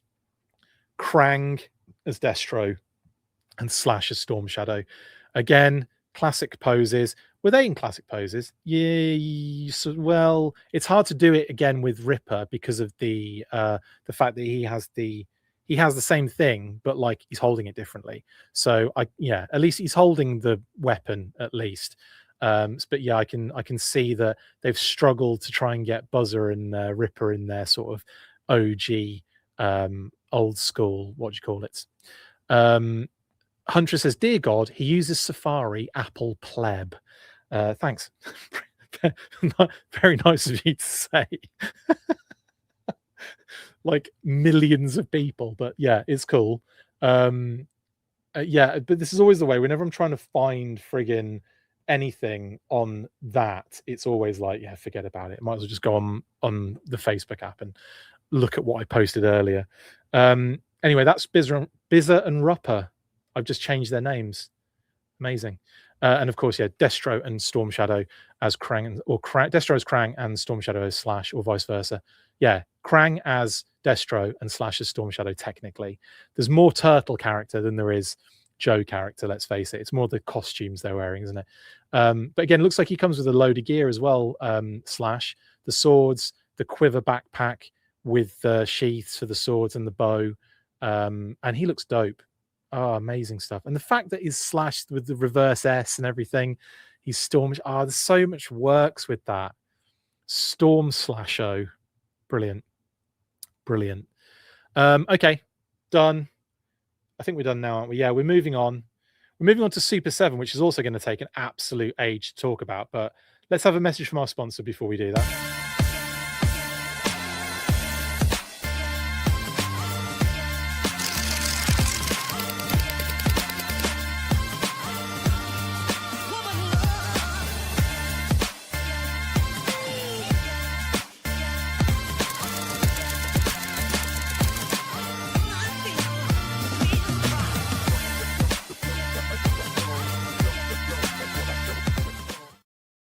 Make sure you get your Battle Action Force Deluxe Treasure Editions. You can get them from Skeletron.com in the US, TotalToyBooks.com in the UK and Europe, and Amazon if you're in the globe somewhere. Right, Super 7 Reaction Plus leak. I did this news burst in the week and covered some stuff, and then Super 7 just decided to reveal everything, drop everything, and I mean everything. They've got like licenses up the wazoo-lingtons. It's insane, including Law and Order, which I was like, huh? Anyway, that's by the by. There's a lot of they revealed a lot of licenses that they have for 2026, which effectively was every license you can think of, plus about 20 more that you would never think of. But yeah, MTV, Shrek. What else do they have? Oh yeah, not Micronauts, but they've already got Micronauts. Another one which we'll get to in a second. So Micronauts revealed today the next wave of the Micronauts O-rings, which have a very close connectivity to the old Takara figures, don't they? Like the old time travelers, basically, in those gold and blue. Very nice indeed, and of course the Emperor as well. Very cool. If you're a Micronauts fan, there you go. More Micronauts figures. That's 3 waves now, right?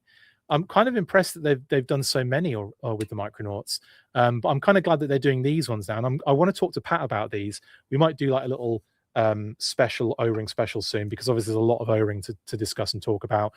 Maybe next week I'll try and get Pat on when he's free, and we'll do like a pre-recorded sort of special where we talk about some of the O-ring stuff that's been out there, because there's a lot to talk about.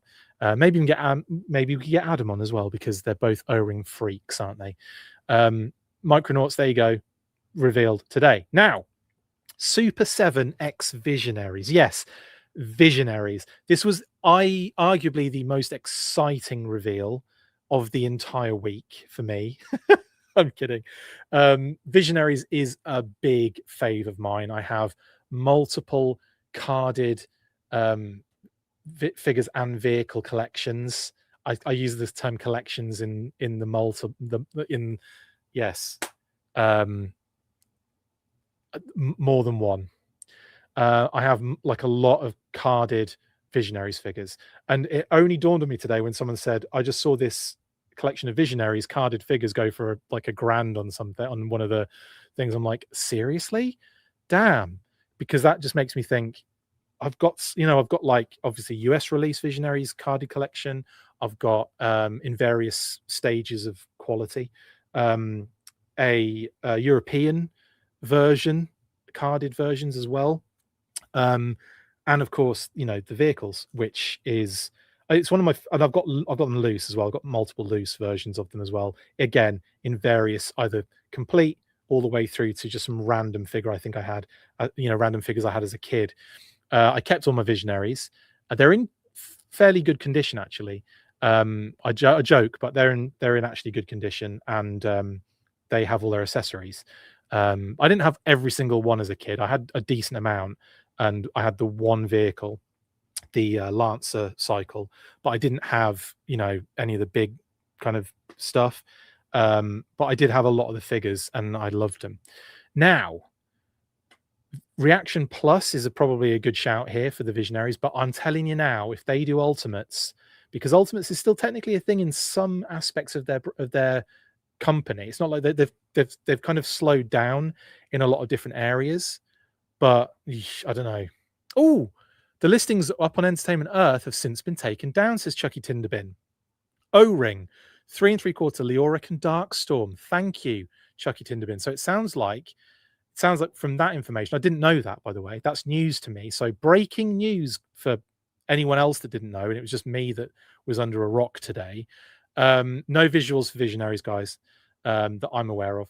Just this Entertainment Earth listings leak. So it sounds like it's going to be Reaction Plus, and it's going to be Leoric and Darkstorm, maybe to kick this off. That's not a bad idea to go with the two main, good guy versus bad guy. I don't know. It's not bad. I genuinely hope we get loads. I'm here for the whole collection. Series 2. Oh, if they delve into Series 2, guys, I haven't really given this enough thought until right now. If they delve into the unreleased Series 2, oh God, I might cry on camera. If they do those unreleased Series 2. If they get to the point where they're doing if this is successful, which hot damn I hope it is, then if they do an unreleased Wave Series 2 and even delve into the possibility, crowdfunded, whatever, of the Mountain playset that never made it, I will absolutely cry. I will cry with happiness. Anyway, there you go. Super 7 Visionaries. Now you know what kind of level I'm at in terms of how ridiculous my brain is. Come on, guys. Iron Mountain, Series 2, Merklin, friggin' Galadriel. Give me all of the figures and things that we never got, please, as well. Please. Oh.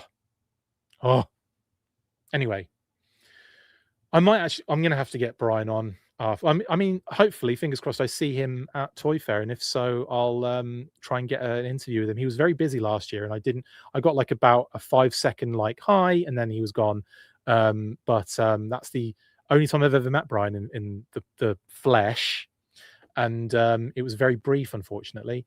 But yeah, I'd love to. I'm going to get him on an interview in one way, shape, or form to talk about Visionaries as well as GI Joe. Anyway, GI Joe. This was officially revealed today as well. Yes, the comic collector edition, the collector's edition comic series, or I don't know what the frig it's called. I could just look at the post. I'm just kind of like trying to memorize things when in actual fact I've already forgotten it hours ago. Yeah, coming in 2026, introducing our GI Joe. Introducing, it's kind of already out there, but okay. Introducing our GI Joe comic collector series. Cobra Commander steps off the page and into Reaction Plus form, inspired by GI Joe Skybound comic issue 1. Comes with full comic inside. Of course, they're saying it's Skybound issue 1. It's the Skybound reprint of the Marvel issue 1, of course. But this is really cool, and I'm excited to see how many more they do of these. What kind of characters we end up getting. Is this a really good way of getting like a Quinn or a Dr. Venom, or someone along those lines, an Arctic Storm Shadow? What did I just say? Arctic Storm Shadow when I meant Arctic Snake Eyes? Yeah, I did. Arctic Snake Eyes, that sort of thing. Oh, the listings are still up on EE. Amazing. Thank you, Chucky Tinderbin. Could you do me a favor, Chucky? Could you screenshot said listings and just message them to me, because I'm not in a position to do that right now, and I would very much appreciate that. Thank you very much. And then we can utilize that as a visual aid in the future. Childish Landina says we're 100% redoing the torn sleeve Snake Eyes with 21. Do you know what? It would be I'd be really hard pressed to see them not do that. If they're doing issue 1, they're doing issue 21 for sure. Thank you, Chucky. And obviously that was Childish Landino that said that about the sleeve ripped Snake Eyes. Would be a great way to do a Quinn set, says hi hits me. Yep. Hi, it's me. Not hits me. That's harsh. But anyway, obviously we've seen this already. It was leaked by a video by accident that was then later made private. And yeah, there you go. The collector's edition, or whatever it's called, collector series, the GI Joe comic collector series, to give it its full title. And I really love that Cobra Commander. I think it's really a really great version of that figure from that comic, even down to like the darker faceplate, kind of, I call it a dirty faceplate because that's me. But yeah, that kind of like mustardy yellow, kind of like the secondaries and everything, and they're not secondaries in this sense, they're molded, but you know what I mean. And that sort of like very bright blue with the 2 pistols as well, like the 2 different pistols, comic and action figure homage. There you go. And a full comic inside. Brilliant. Cheers. Next, there's more. Now, they officially revealed this in the week. Falcon in a crazy deco of red, white, and blue, with an American flag next to it. So a lot of people were kind of like, yeah, this could be some sort of 250th anniversary situation for the United States. And I did hint, didn't know, but I did hint at the fact that we're either looking here at a sub-team, multiple figures, or we're looking at one particular figure that is going to be a 250th anniversary sort of situation, both being 250th anniversary of the US, of course. But I was kind of thinking it could be a single figure, or it could be a figure of multiples. Now, it's actually a full wave of figures. I will first off say, because I haven't removed this one, I think it does look like Jean-Claude Van Damme in the Street Fighter movie. There you go. Said it. That's what I think. I think it's really funny that there's we might have a Falcon that looks like Jean-Claude Van Damme in the Street Fighter movie. Brilliant. Now, the full wave has now officially been revealed, as well as it being leaked earlier today and then officially revealed later in the day by Super 7 themselves. We have Snake Eyes, Duke, Lady J for the first time in Reaction Plus, and Falcon, of course. Now, let's go into these one by one. Obviously, we've got Falcon. Now, they come with it's the limited as well, limited G.I. Joe Reaction Plus stand. So they come with this star-shaped stand, which you can see on the card back there. So that's a nice little touch. Now, is this something that is buzzing my berries to the nth degree? It's not really. I mean, if I have to be perfectly honest with it, this is like, yeah, I like that they're doing something for the 250th anniversary of the United States. And it's not because it's a USA birthday. If this was you could technically call this a birthday for you could be a real British hero or an international hero, and it could just have the British flag on it, and I'd still be like, okay. Do you know what I mean? Like it's not something, because again, it doesn't have that sort of, it doesn't have that weight or substance to it that another homage or would have, if you're looking back into the history of the brand, and finding, like, foreign characters or stuff like that, that Super 7 are like very good at doing. They're also very good at doing their own thing as well. Chucky says the 250th stuff was up on EE and was taken down, but not before I got an order in. I thought it was still up on EE, so yeah, I did see that this wave was up for pre-order. I was about to say that at the end of this. I was about to say, and they're available for pre-order. Maybe they're not yet. Then in that case, Entertainment Earth's just slipping over listings reveals by accident all day long, aren't they? Anyway, so there you go. Again, it's not like something that is like caught, like, speaking to me, but it's a fun little repaint, I guess. And there you go, Falcon, and you get a cool star stand, sort of in the same vein to me as, but again, there's an element with like this redeco of Zartan with the cold slither sort of thing. Like that was getting a little bit like, oh, and another one, and you have a Zartan, and you have a Zartan, and it got to the point where it was like, okay, like, yeah, that's enough cold slither Zartans for the rest of our lives.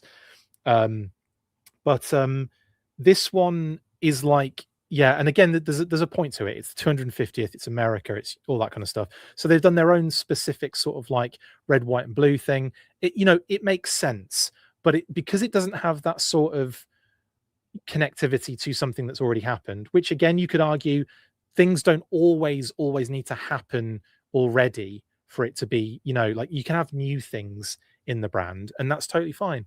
Just like Glow Patrol was something that Super 7 specifically did for G.I. Joe. They did their own Tiger Force and Python Patrol characters. So yeah, cool. Anyway, so that's Falcon.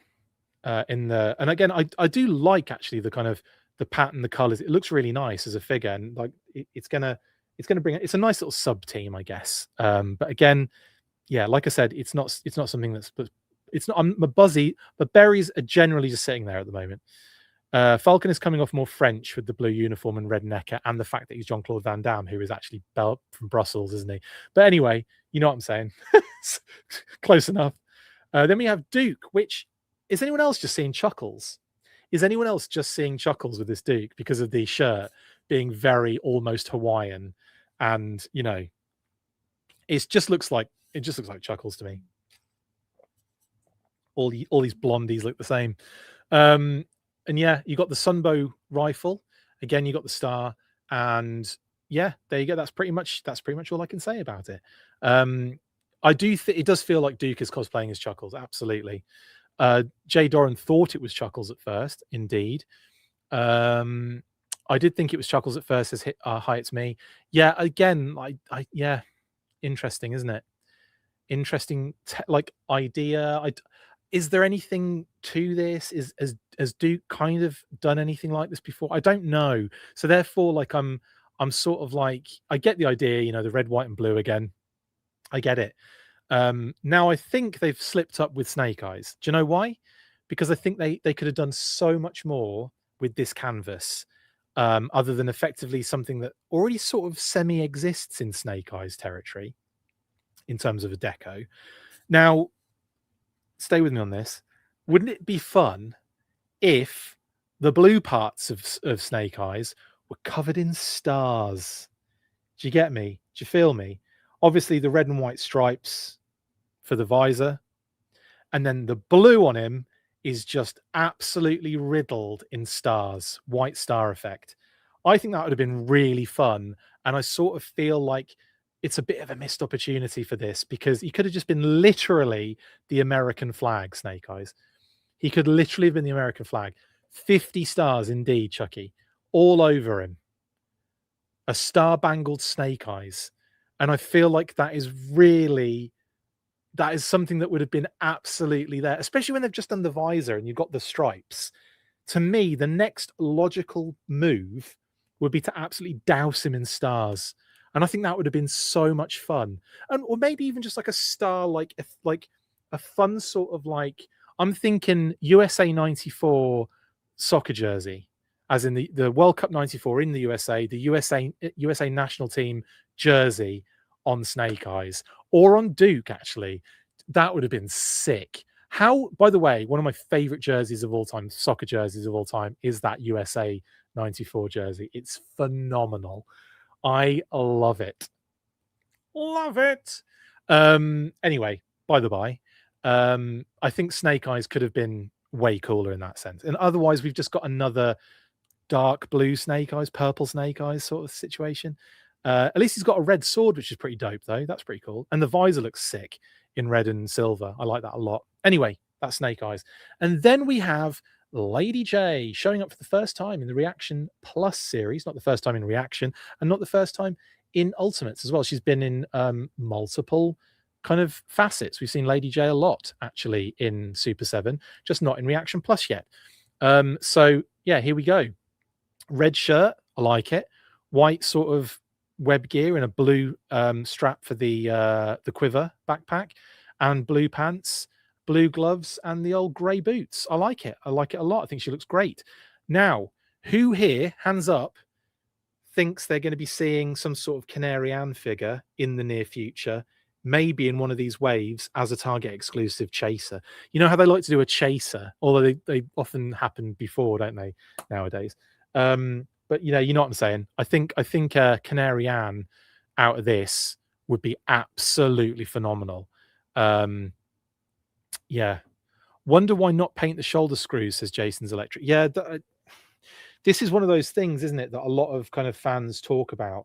Do you do unpainted rivets? Do you do painted rivets? Like, there's always this kind of question mark over it. It's like, what team are you on? Honestly, could be anyone, and you could be. It could be either, is what I'm trying to say. But they've decided not to, haven't they? Would they do Canary Ann since she already sort of exists? I was thinking Tiger Force Deke, Sunbow maybe comic. Does Canary Ann already exist? Have I gone mad? Have they already done Canary Ann? Oh, you mean the figure Canary Ann exists? Yeah, but the Flash figure exists. I think we're way beyond things that exist. Like they've, I mean, the Snake Eyes. I know Brian said that thing that he said, but there's a caveat to it where if it's like Lady J but not Canary Ann, like if it's Lady J, it's a version of Lady J in yellow, then it's like their loophole a way around it. Do you know what I mean? I know what you're saying though. I thought you meant as in seeing as Canary Ann exists in the Reaction Plus line. And I was like, wait, have I missed something huge that I would love to have in my possession?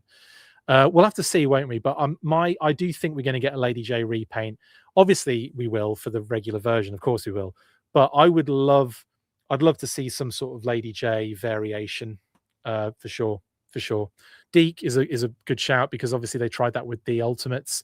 Didn't go down quite that well, unfortunately. They didn't get enough pre-orders for those. But to be fair, the Ultimates were, or they are for G.I. Joe. It's an expensive hobby. So I totally kind of understand how that, was a bit of a struggle. Anyway, have we got any more to talk about? Yeah, of course we do, because they also revealed the next wave. So that back there is wave 8, by the way.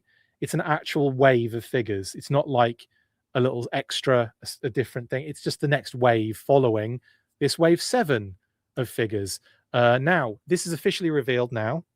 It was teased with the Hydro Viper card art as well in the week. And then we got a leak of the actual figures for the whole wave, which we've already talked about, and we'll go through them here as well. So first of all, we got the Hydro Viper artwork, which was posted in the week, as I mentioned. Now, what's crazy to me and what I love more than anything right now is the deep cut that this is from an Action Force monthly, which was then obviously reprinted as G.I. Joe European Missions for the United States. I say reprinted, they changed the logos and everything else Action Force is still in there. From issue 14, War Beneath the Waves, the comic story, this Hydro Viper shows up, and here it is. Here's the official sort of like explosion reveal, card back, and all that good stuff. But we've also got a bit of history. So this is issue 14 of Action Force Monthly, later reprinted as G.I. Joe European Missions 14, where Falcon, interestingly enough, who's also in this issue, fights a Hydro Viper to the death. Spoiler alert. In, again, one of my favorite comic series was the Action Force Weeklies and the Action Force Monthlies. I see them as all one big family of comics, and I have gone back to those comics and read them multiple times, more than any other comic ever. My all-time favorite comics in my life are Action Force Weekly issues 1 to 50 and Action Force Monthly issues 1 to 15. Love them so much. Is he wearing fishnet stockings and garters? Let's just say yes, Scott. Let's just say yes. So anyway, this particular deco shows up in this issue, and for years, I like. It's funny. This one is that one that never ever came up when we talked about doing a redeco of a certain figure. We talked about the Hydro Viper coming up in Classified, which is in the Classified now, and we're going to see it on Saturday, and I am excited. It looks beautiful. Jamie Lynn says, Chris, you are the war beneath my waves. Do I have to sing that like Bette Midler? Brilliant. Yes, it's Falcon in yellow. You can tell because reasons. Anyway, we need a Falcon diver with Falcon written on his leg, don't we? By the way, can we get that? If they've taken this deco of the Hydro Viper, I almost certainly think Falcon in a wetsuit might actually happen now. Anyway, I have said from these comics, there's a yellow Pythona redeco or a yellow Pythona colorway, which I think would be so good to redo the O-ring Pythona in. Again, a lovely deep cut for me, particularly.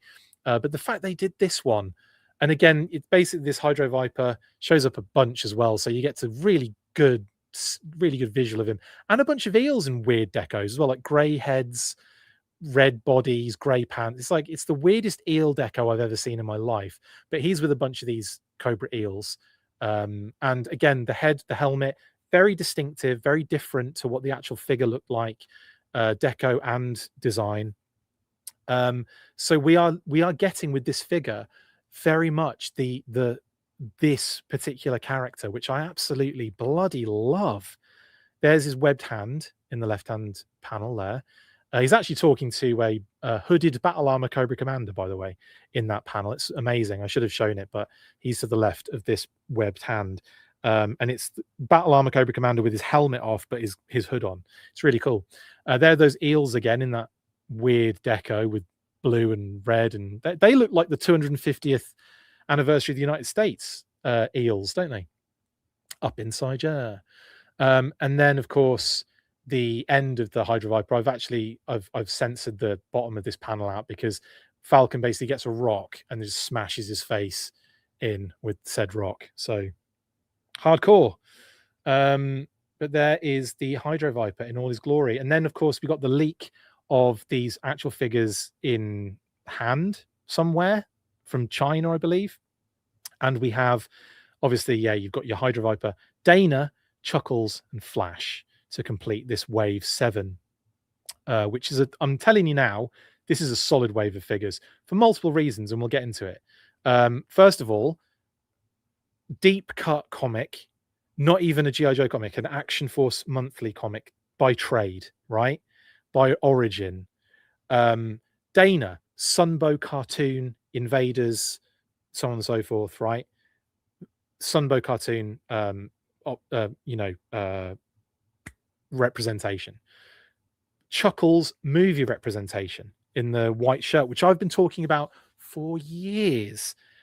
We need a white shirt Chuckles in some sort of capacity. We now have it in O-ring. Bring it on, please, in a redeco for Classified. And of course, standard Marvel comic shout out to Flash. It's Dana, D-A-I-N-A, not Diana, which is D-I-A-N-A. She's Dana, is the way that you pronounce that name. Not to be confused with Diana Davis in our chat. Hello, Diana. So anyway, yes, so let's go through these. So the nice close-up as well of the Hydro Viper That deco really popping. Got the yellow elements on there as well that again show up in that comic. It's just well executed. You've got the dragon feet flippers, you got the harpoon, you got the little pipes, and you got the backpack. Everything you need for your Hydro Viper. Now, this particular callback to this particular Hydro Viper does not have a Devil Ray in there because it doesn't show up in the comic. It's not his like animal companion in that particular sense.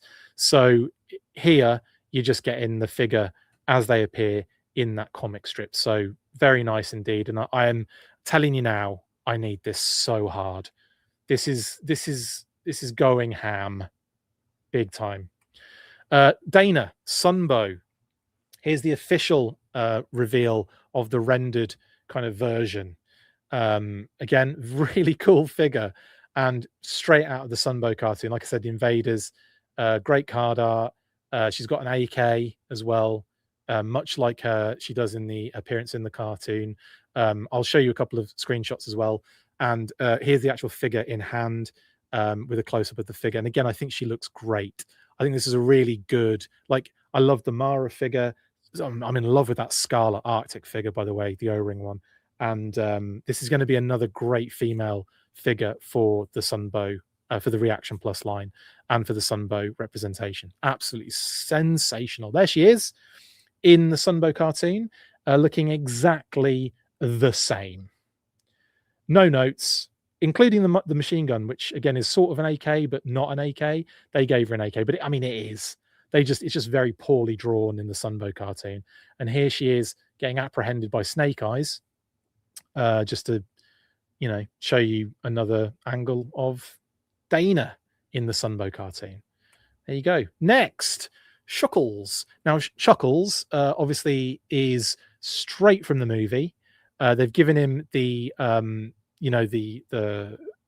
holster and the pistol, just like the Chuckles of yesteryear. And obviously we've got the white shirt version from the movie, and they've definitely gone with a head sculpt that is very reminiscent, of the film. Kind of like he's a bit of a thicker, bigger, square-headed sort of like guy, isn't he? Kind of a bit of a bruiser again, and doesn't talk at all in it. It's like mute. So there you go. Here the figure is in reality. You've got again that beautiful sort of like kind of flower design, the yellow flowers on his shirt. Now, in the movie, there are little pink centerpieces on those flowers, which I don't think they've translated to this particular figure. But if you do look at the shirt in the movie, not from this particular angle, you can't really see it very clearly. There's another image I'll show you in a second, which has a much clearer shot of the pink sort of like middle bit. But just to show you that, there you go. You can see the pink right in the middle of the flowers. I think that's a really nice touch. It would have been great on the figure, but I understand why they didn't do it. There might be like a cost saving there, or maybe even no one noticed, because it's really hard to see, unless you're looking at like some 4K footage of close-up scenes of the movie. And I think most people would just assume that it was yellow flowers without that little pink bit in the middle. Either way, looks great. Could he have been improved? I'm going to say yes, they could have done it with a Havoc missile, as W has just mentioned. I did say this on the news burst in the week when we talked about these leaks a couple of days ago, actually. But it would have been great if they'd have given a red missile in here. Just been so much fun in that sense. Anyway, great stuff. That leads us into Flash. Now this at first glance may just look like Flash. You got the helmet, you've got the backpack and the laser, and you've got like the connecting cable or whatever, and the figure looks great, very Flash, great, perfect, lovely stuff.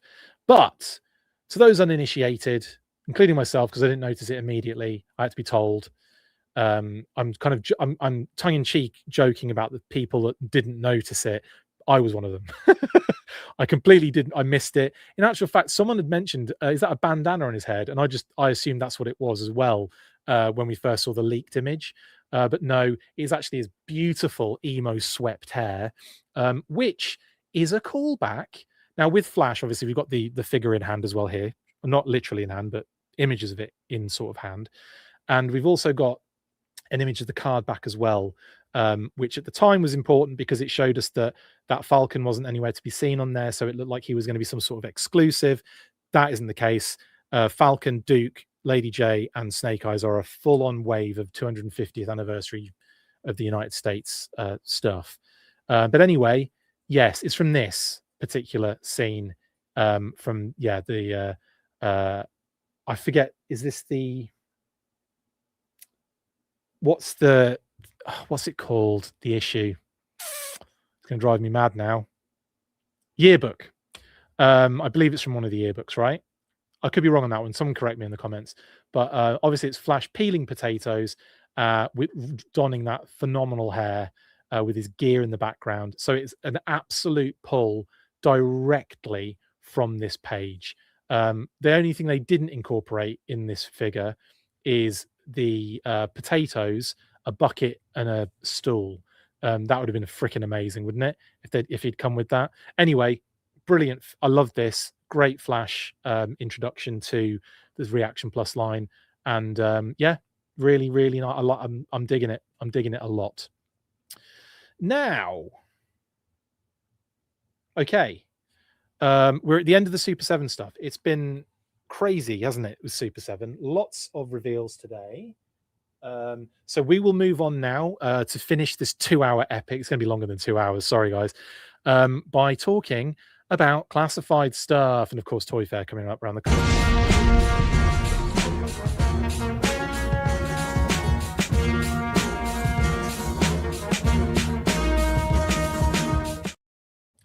I think this particular year around Toy Fair for G.I. Joe fans is actually more overwhelming, and there's more kind of G.I. Joe related things than we've ever had at this period of time in the year. I want to say we've got classified firing on like all cylinders, right? Like they are just rock and roll version 2 basically. And I'm not confirming rock and roll version 2. I'm talking about the guns he has. They're literally like spraying classified goodness out of those friggin' quadruple barrel bad boys, right? And I know it's double barreled for each one, but you know what I'm saying? There's 2 of them. Stop pedanticizing me. I know that's not a word. And I know no one said anything about it because I've only just said it. They are literally destroying us with amazing classified stuff. Then you've got Super 7 who have just unloaded an absolute cacophony of product that is going to interest the Joe fans and Visionaries fans now, for myself as well, of course.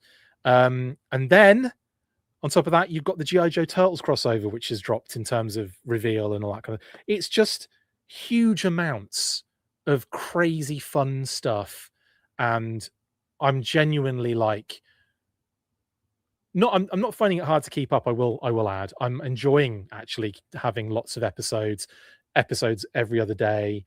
I'm enjoying doing news bursts again during the week. It's great, and like the aim is to do loads more content throughout the week in those times where we're not getting absolutely pummeled with news. So we'll have more discussion based things. We'll have more of that kind of stuff as we, as and when I can get it done, obviously. But you know what I mean.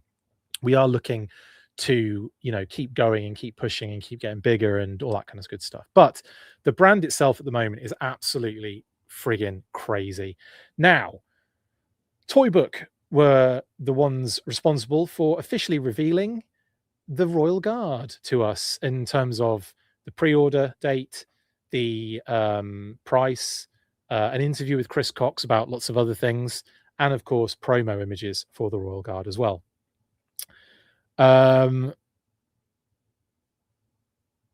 Anyway, thank you very much, Checkpoint. Appreciate that. But yeah, so we get all these amazing images of the Royal Guard. Of course, we've seen the figure leaked technically, as the in-package images from that eBay account, which posted, obviously was selling Royal Guards. And we'd already seen the renders, but like to see the figure and the promo images and all that good stuff from the toy book was a real treat. And like gave us like a little bit of a little preview extra to enjoy on the 17th. Now, will there be more pre-orders on the 17th? Absolutely. And I think without me saying what they are, they have been sort of not leaked, but I think posted on multiple places of what to expect on the 17th.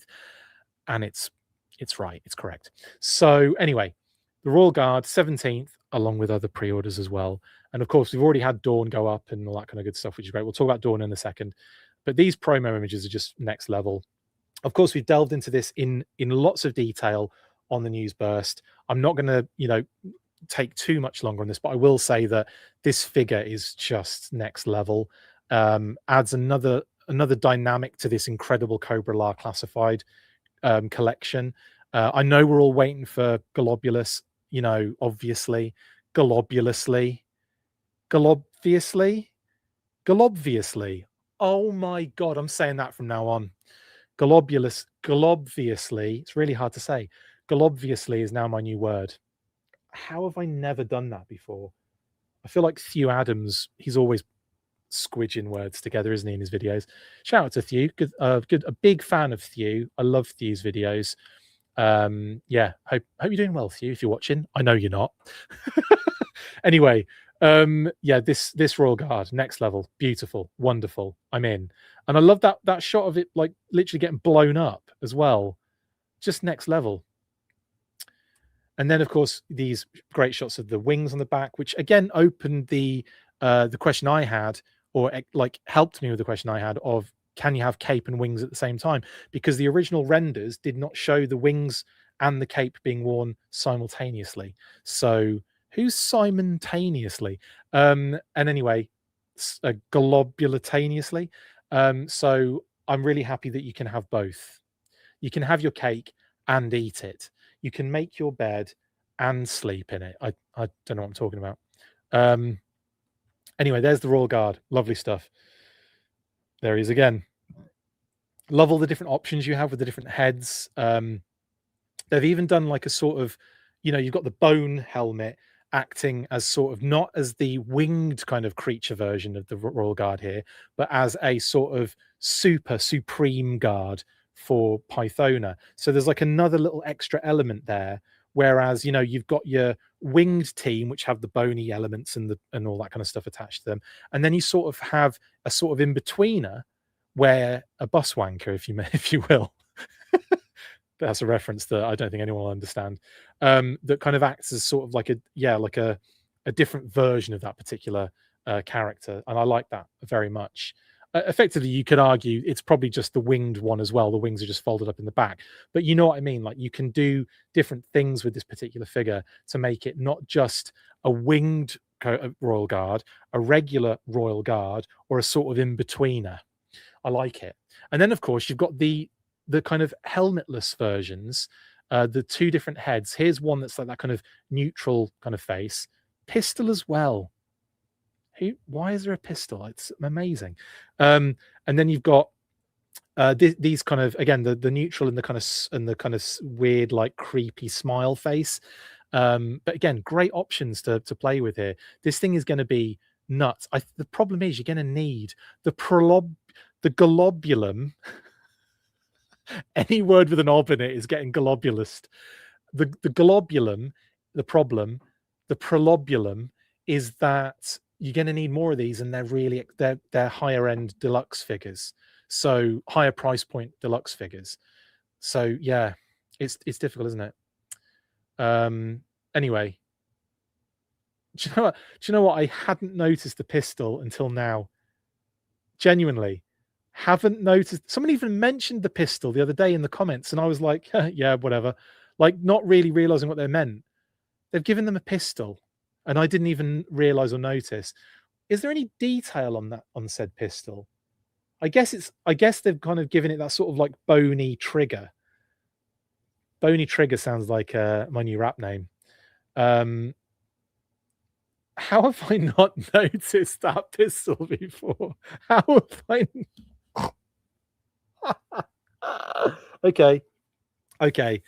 Let's move on because I'm getting drunk on being on for more than 2 hours. Okay, then of course we've got that beautiful shot again, but a close up of the Royal Guards. Excuse me, protecting Pythona. She don't need protecting. She could kick both your candy asses. All right, as The Rock would say. At least the original, the 3-pack gave him a funky sci-fi pistol. Yeah, of course. They've just given him a bony trigger pistol. That's all. That's all it is.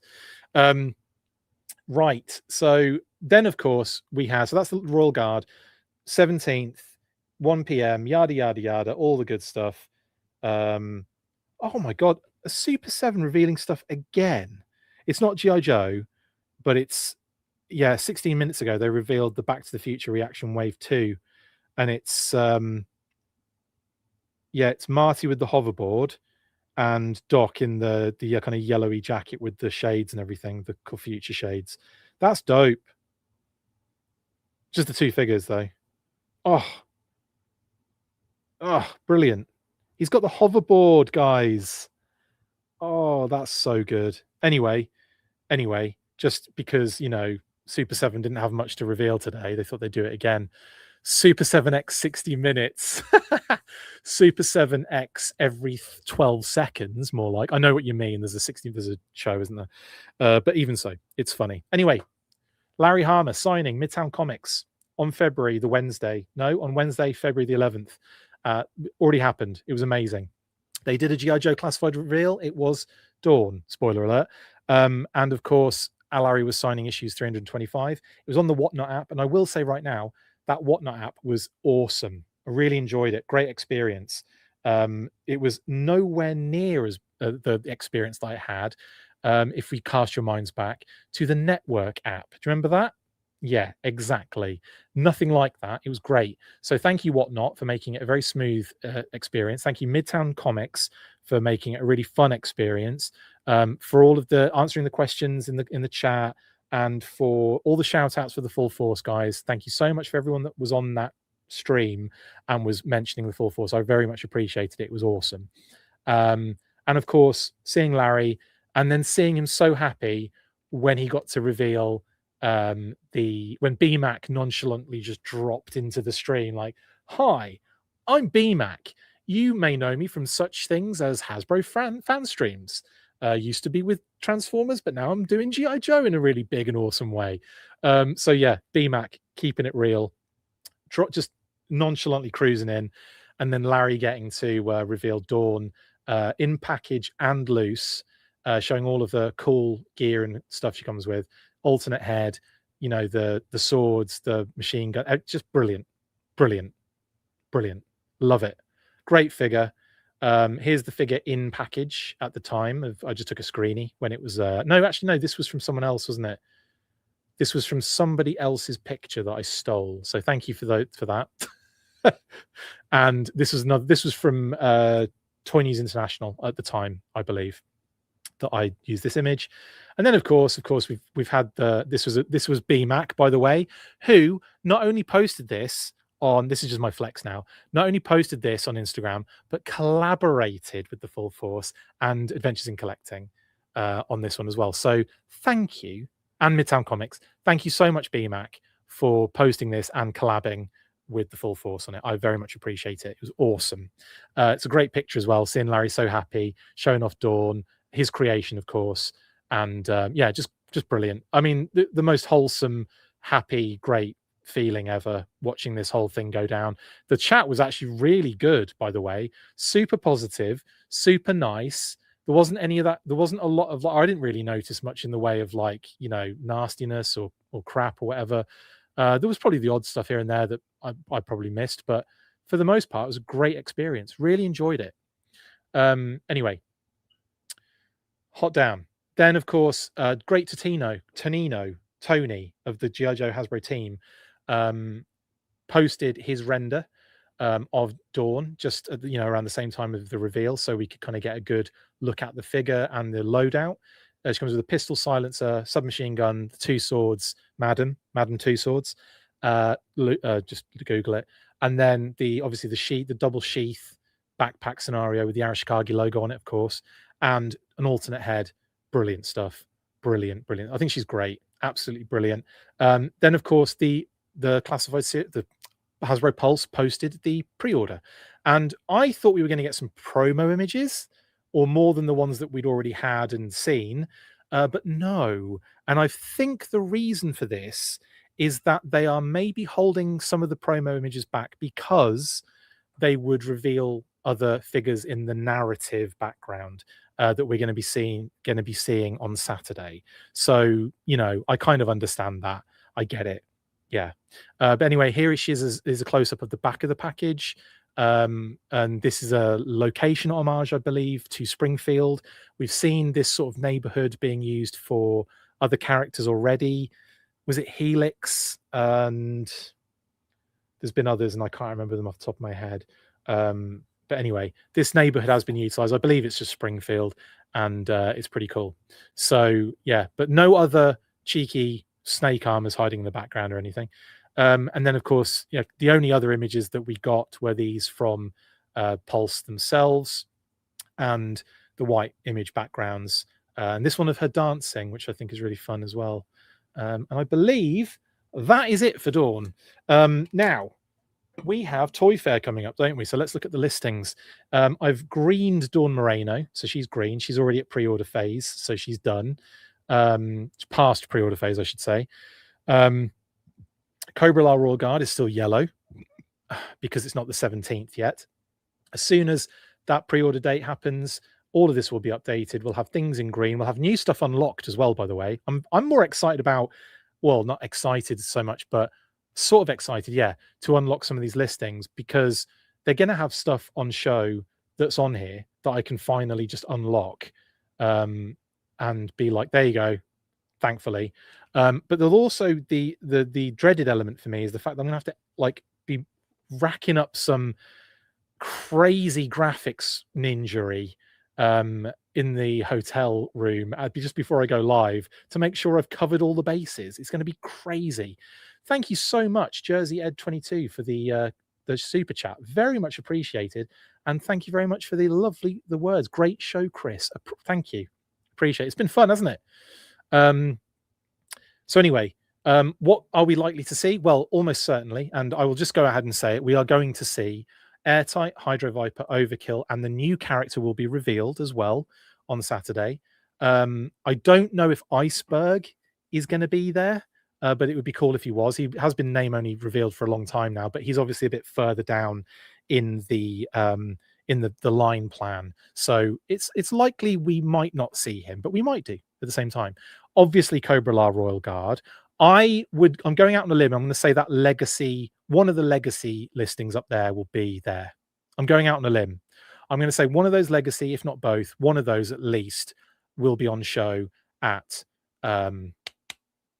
Toy Fair. So I'll be able to unlock that listing for sure. I'm going to do some of this in advance because I know that's going to save me some faffing around. I feel like we are going to. I don't know about Deep Six because he's also obviously later in the line plan, a little bit further along. He's he's the deluxe following Cobra La Royal Guard, so he would be the next deluxe release. Does that mean we see him though in advance? Maybe. I'd love to see Deep Six. I think that'd be really cool, but I don't know for sure. The HasLab Snowcat's surely going to be there on display. The Arctic Assault Hiss must be on display there. I'd be very surprised if it isn't. I'm excited because I kind of want to see them.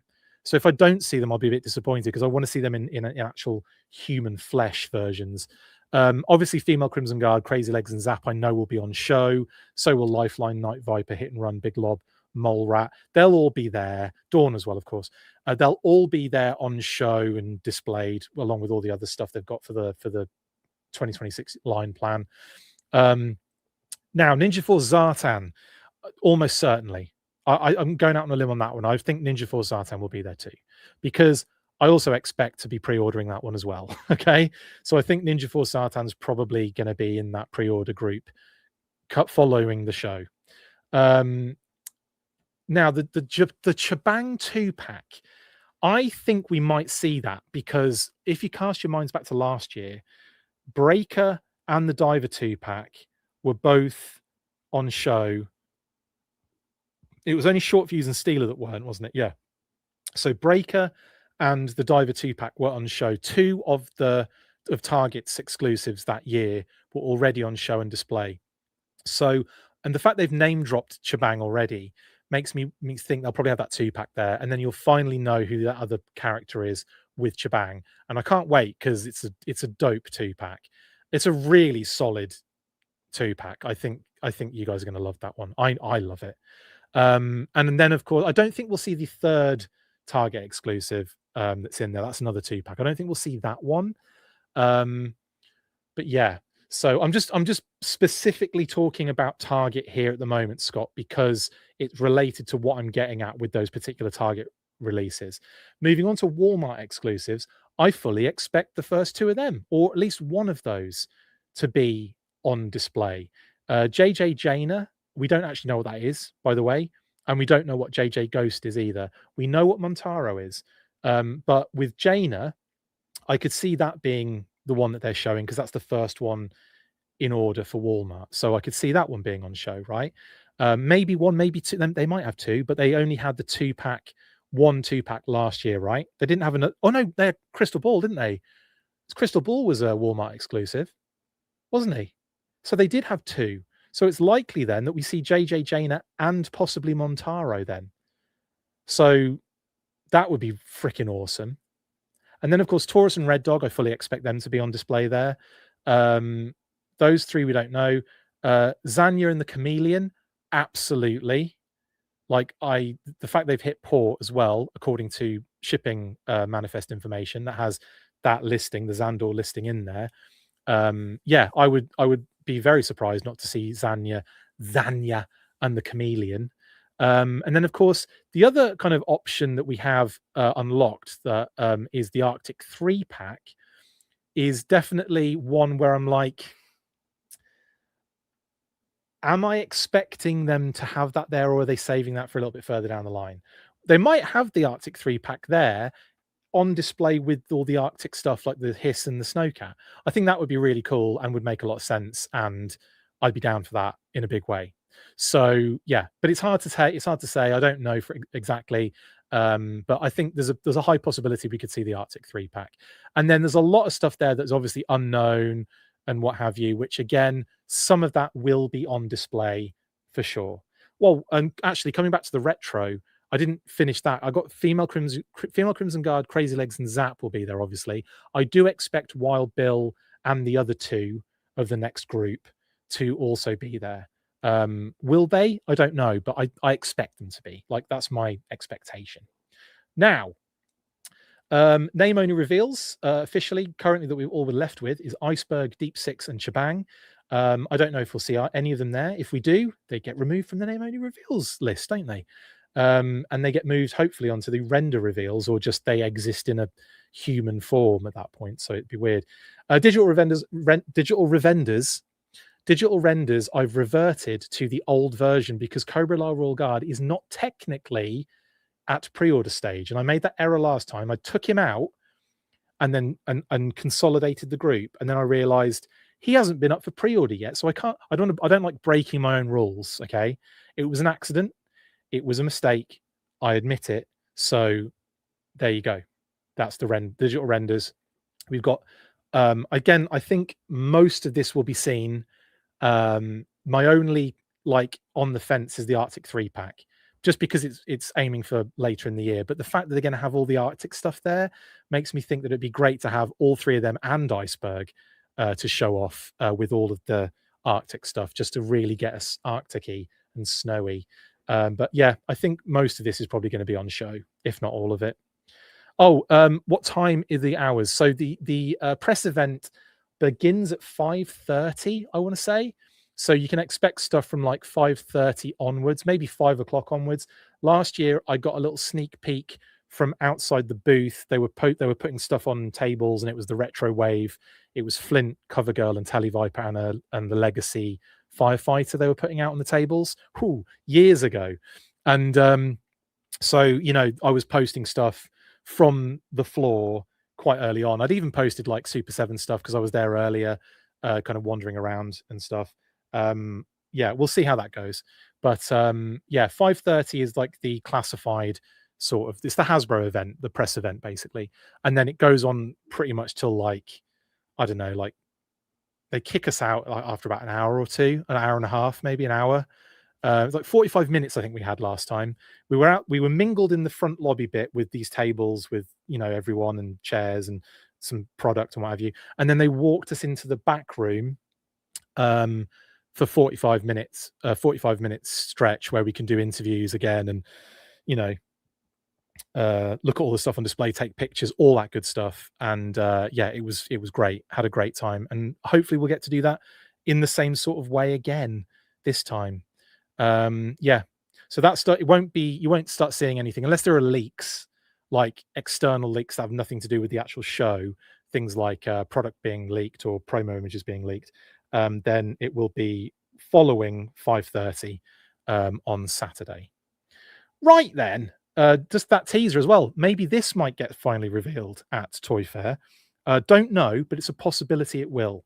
So this might come to fruition for everyone who's scratching their temples or who knows exactly what it is and just can't wait to see it. So yeah, that will be soon. Right then, I'm going to call it a day there because it's too late. I've been on here for hours, and let's have an explosion. Let's do shout outs and I'll call it a day.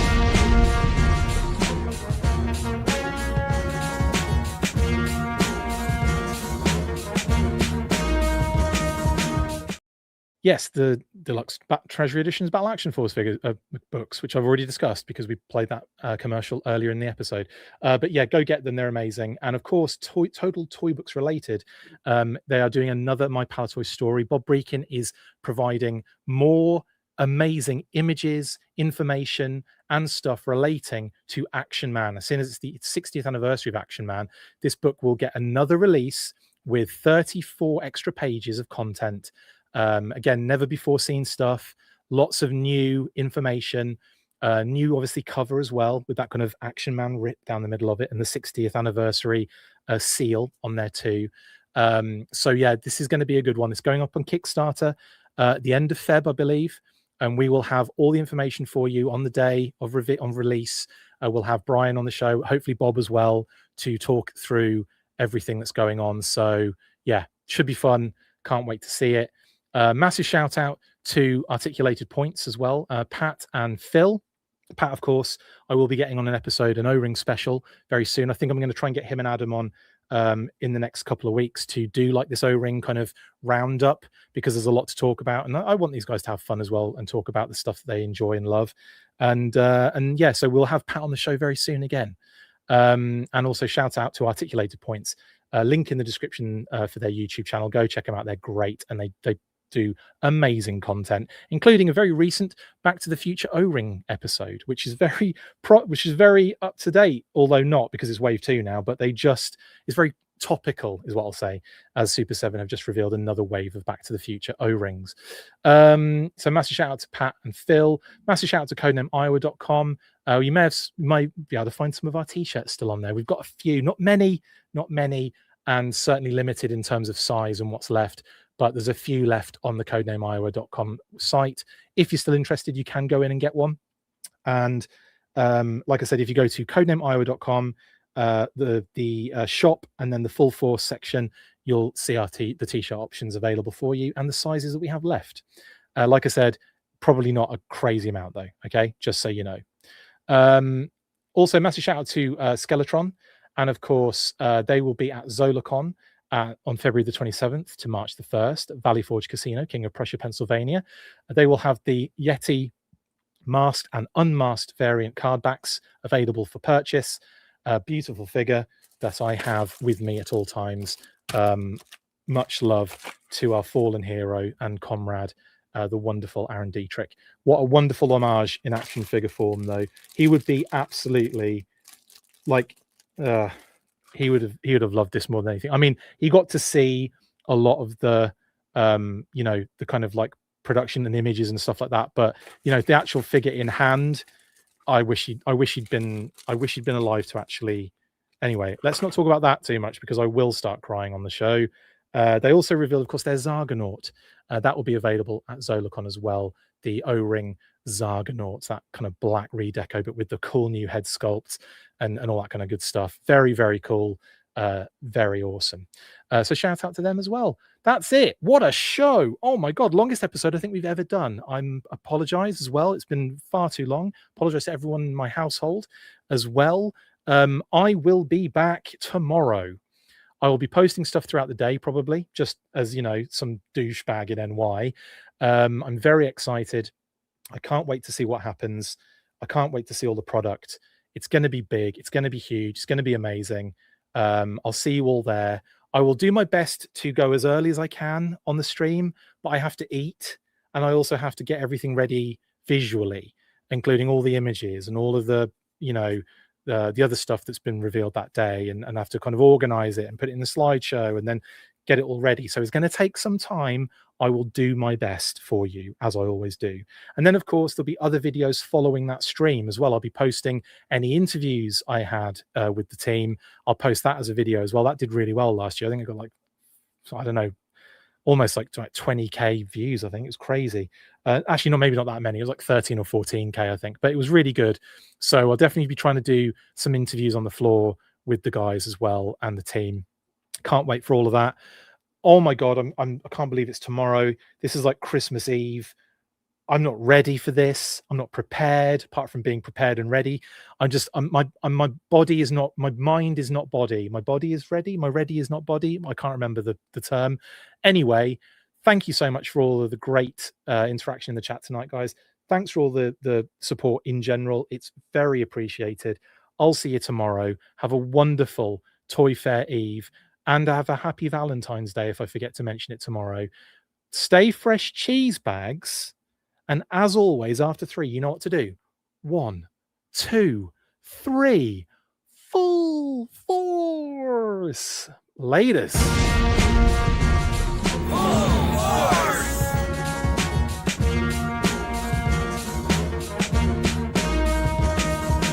Make sure you get involved with the discussion by liking, sharing and commenting on these videos. And as always, you can keep up with the show after listening by following on all of our social platforms, links in the description. And if you would like to contact the show, you can message us on any of those platforms with feedback or questions. We also have a Patreon page, so if you want to show your support for the show, see your name up in lights on these videos, or enjoy exclusive bonus content, then check out patreon.com/The Full Force Podcast, or click the link on any of the posts this podcast appears in.